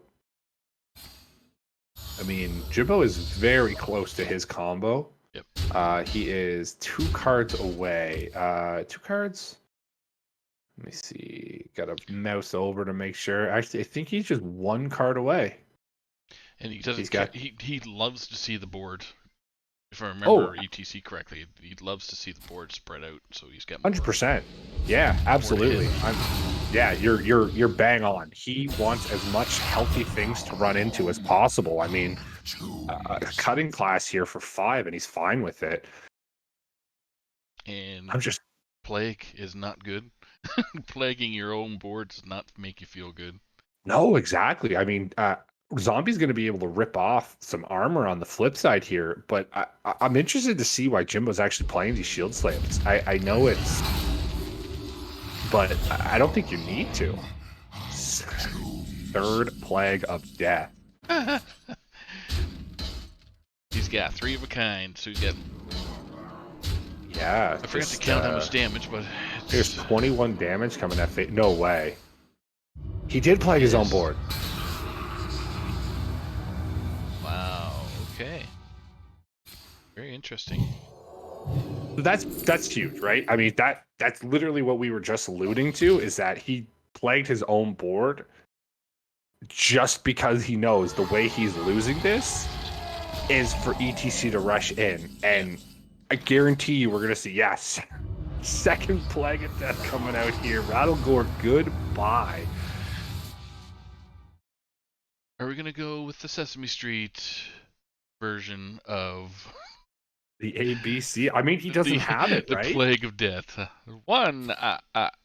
What? Yeah. One Plague of Death. And then a randomly generated one too. So I mean, that's the biggest thing. I don't see Zombie. That's what I mean. He just passed on 10 mana. Right. Because he knows if he puts stuff on board, he's dead. So here's the Athenoth coming out. I mean, the last card is the key to the whole thing. But if he doesn't do damage, then he's dead. Yeah, this is kind of the thing about it. There's Mass Dispel there, Dark Prophecy, Thoughtsteal's interesting. So he's got 9 cards left.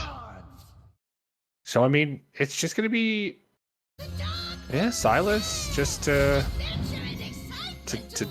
Throw away. No, he's giving him Silas. That's what I'm saying, throwing it away and then. Do try to keep yourselves alive. Oh. This is most unusual. Okay. Nice emote. So I was actually thinking he was giving him the Silas in order to rush in and deal a little bit of damage to, but I mean, I guess Zombie's just gonna continuously push 3 damage. Yeah. He's forcing him to do something. Well, There's a that's combo destroyer right now. I mean, but then I mean, you have to. Like, this wins you the game, but it could also I mean, you just throw the ETC out, you can pen flicker it, and then you can copy it. Yeah. And then you can rush. So you can do. So this is half of the combo. We actually missed this one mercenary here. But yeah, there's 4. Well, the Bulwark's going to soak it up.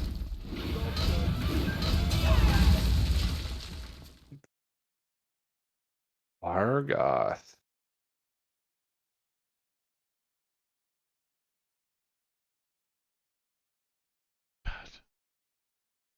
On Jimbo's side of things, there's not much to do. I mean, you playing a Psychopomp on your side of things, you haven't had the best revive pool.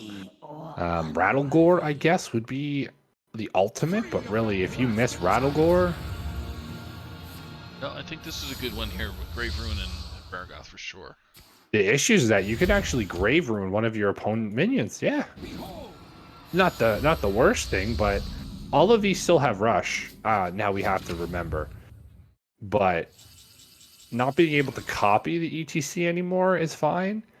So, yeah. And Jimbo takes. That's it. That is it. Wow. Congratulations to Up Zombie there. What an absolute marathon. Yeah, Zombie kind of knew his way out. I didn't even think of I mean, we were joking about it. You don't want to play your own board, and Zombie said, no, wait. Yes, I do. Win. Yeah. Yeah, he pushed, ripped off 22 armor, plagued his own board, and then, I mean, Alucia, I just completely forgot she was even a card in this matchup. So, All right. So we got wow. Rotted Zombie is going to be in here in a quick minute.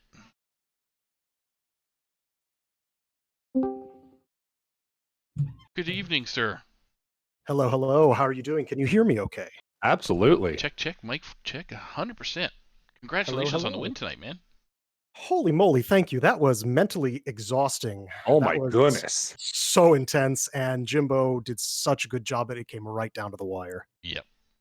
Yeah, you guys were just absolutely neck and neck. Like each game was just marathon after marathon. And like that's what playoffs is, right? You guys Hell went the yeah. entire distance. I mean, like priests getting wins and mages getting like that was just insane.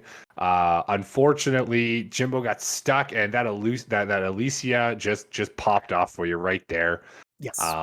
I gotta say, my favorite play, Saku and I were joking, oh, you got 3 Plague of Deaths. You don't want to Plague of Death your own board. And then you ripped it. And we were like, oh my goodness, that's insane because the only way he wins is for things to rush into. So And I didn't even, that's exactly what I saw. man, that was some intense play. I can't even like that was wicked. Thank you. That, you guys, you take a. I don't think you guys tie now. No, they're 6-5 for Foolish Madmen. But I mean, 1 point could make the difference, but that pretty much ties it right back up for your team. How do you feel after that marathon, man? Like, Well, I'm very tired, but I feel very good.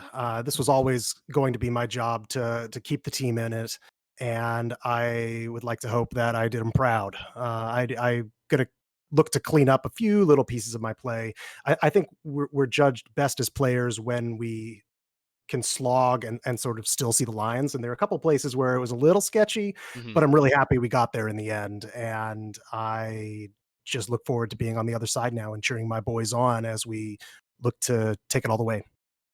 Yeah, you did your job to kind of help out the team get back in the race, and I'm excited to kind of see a game 5 out of this group. It's been amazing to watch both I, games. So I think the people deserve it. they do. You know, They certainly do. obviously, I'd love it for it to end as soon as possible. But if you're a fan of good Hearthstone, let's go. Let's have some Yeah, fun. let's do game Absolutely. 5s. Let's make sure all the matches go to the 5th game and make it memorable for sure. And that's what I think Jimbo and I tried to do. And I can't speak enough about the quality of his play and his quality as a person. It's the second time I faced him this season. I think I faced him once in Hero, and just a pleasure. Yeah, Absolute he's pleasure. such a strong player. Yeah. Paladin, his Paladin is I didn't expect to actually see a Silas in the Paladin. Yep. Yeah. And I noticed you had yours in there. You had yours in there as well. I was like, okay. It works. It was my 30th card, and I was looking for the Rattle Gore mostly with it, but Right. there's value to be found in other places. And there you go. Like stealing a 3/4 Grave Ruined Karhut Defender. That kind of set the precedent for the entire match. And I mean, Oh, that ate my lunch in the worst way. yeah. But I mean, you came back from 8 health to nearly winning. Like, that's how insane those matchups were. Those were crazy matches. They all went right to the end. Archivist Elysiana Yep. played a role in the mage match, and when I first put it in his tech, I thought, okay, this is just kind of nutso butso, but here we are. I mean, a double pyroblast off of a Reno, and then a picked one off of Arcane way back on like turn 5, man. Like, that's what I love. Good old Hearthstone. Those grindy matches is definitely what I love to see, and I'm sure the chat would agree with those matchups. That's playoff. That's playoff Hearthstone. You can't argue with it. That's what we came to see, people. You wanted to see Hearthstone? Well, nothing better. And I'm happy that we could put on a show. Yeah, was there any favorite moments in any of the matches? I know it's all a blur because most of them were pretty much gone the distance. Yes. But is there anything that popped out in your mind? Yes, as I was my brain was a little bit running on fumes as we were pushing into match 5, and I still wasn't 100% as to what Jimbo was running as his sort of non-control win con in the Warrior. Hmm. I thought it was ETC based on the way he had played in game 4, but I still wasn't 100%. But after the second shield slam went in game 5, I thought, okay, we just got to clear the board right now because otherwise I lose. So ripping that Plague of Death was, I think, my favorite moment. Yeah. Yeah, we're actually I'm just about at that point on stream where you just ripped it again, and it was awesome, man. That was some lights out play. I never would have even looked at that as a play. So just congrats, shows your top notch and how high up you are in this and your skill in the game. So congratulations again, man. Yeah. I appreciate that, and my only goal is to just keep going, keep growing. And you're doing that, sir. Any final words before we let you get on with your night there? No, guys, I hope the rest of it goes well for you. Thank you so much for the opportunity. Problem, buddy. Congrats again. Enjoy your night, Thank sir. you very much. Cheers. Oh boy, ran out of breath. Ran out of plagues of death. Oh my goodness, 3 plagues. We're COVID plague, the plague of death in here, that everything plagued, and Yep. plague of flames, and Yep. oh my goodness, Saku, those were some marathon games. But hey, I man, swear we're in COVID lockdown for some strange reason with all the plagues going around. I know, right? We're seeing them on stream. We're seeing them all over the place. So it's crazy. But It I is. mean, it doesn't end here. We've Nope. got some games on Saturday as well. Tell me about them. So we do have a Saturday Schoolstone match. We've got a wild matchup. Bone Masher versus Sharip at 2 p.m. That's going to be Marty B and JJJJJJJ. I think I said them all as your casters for that one. And then Salty Saturday night. You're going to have Donde and Isocles and Markshire bringing you some hero match, Turtle versus JR Juggerlaw. Then, as we just saw, the Legacy playoffs, we've got Myanodon versus Always Just in Time. Then we've got Slad versus Diamond. So actually, we've got the top 1 seed and the bottom 5 seeds in that Legacy matchup, and that could decide Legacy playoffs on Saturday night. But if we don't go that far, we do have more matches for you guys. Sunday, we've got Lotus and Dr. Fish bringing you some Rebob and Dardar Binks in Legacy. So that, if we have to, would decide the Legacy playoffs finally. Yeah. You've got McBannerface and Nails in a Pro Series matchup. 9 Eyebrows versus Osminot and Hero. And last but not least, Sunday Showdown has another crazy matchup. This one will be Saku, Myanodon, and myself. I am filling in this week, I believe, for Dollar Bills as he is unable to make it. We've got Super Chicken versus a Darren Pro. German Shep versus Ron Mexico and Pro. Always Just in Time versus Desharmo and Hero. And CMAC versus Wash in the Wind in Hero as well. So a fun-filled Sunday. Even Saturday. We got 4 matches on Saturday. We got 7 matches on Sunday. This is playoffs for Hearthstone people. This is it. So we got Pro Series, which is just wrapping up this, as we found out with one of the matches tonight there with our pals Flamekiller and Ufric. So Ron Mexico and Adair, they're both trying to play the spoiler, or trying to win so they can get in, while the other team is trying to spoil their night. So it's gonna be supremely awesome to see how that works out. I think every match either has playoff implications of trying to get in or trying to spoil, and then obviously Hero playoffs is ongoing right now, and Legacy being in finals. It's just, I mean, if you want Hearthstone, stick around. Yeah, exactly. So, any final words there, Gordon, before we let our viewers see our end screen? 2 game 5s, man. Can't complain. We had some amazing playoffs games tonight. Playoff comp or pro getting into playoffs and legacy to tie it up and make it a little bit more interesting. So I'm happy, man. You can't complain with it. Nope. So with that, I wish all our fellow viewers out there a good night, and thank you for joining us. And stick around for tomorrow afternoon for Saturday Schoolstone. Have a good night, everybody. Have a great one. Stay safe.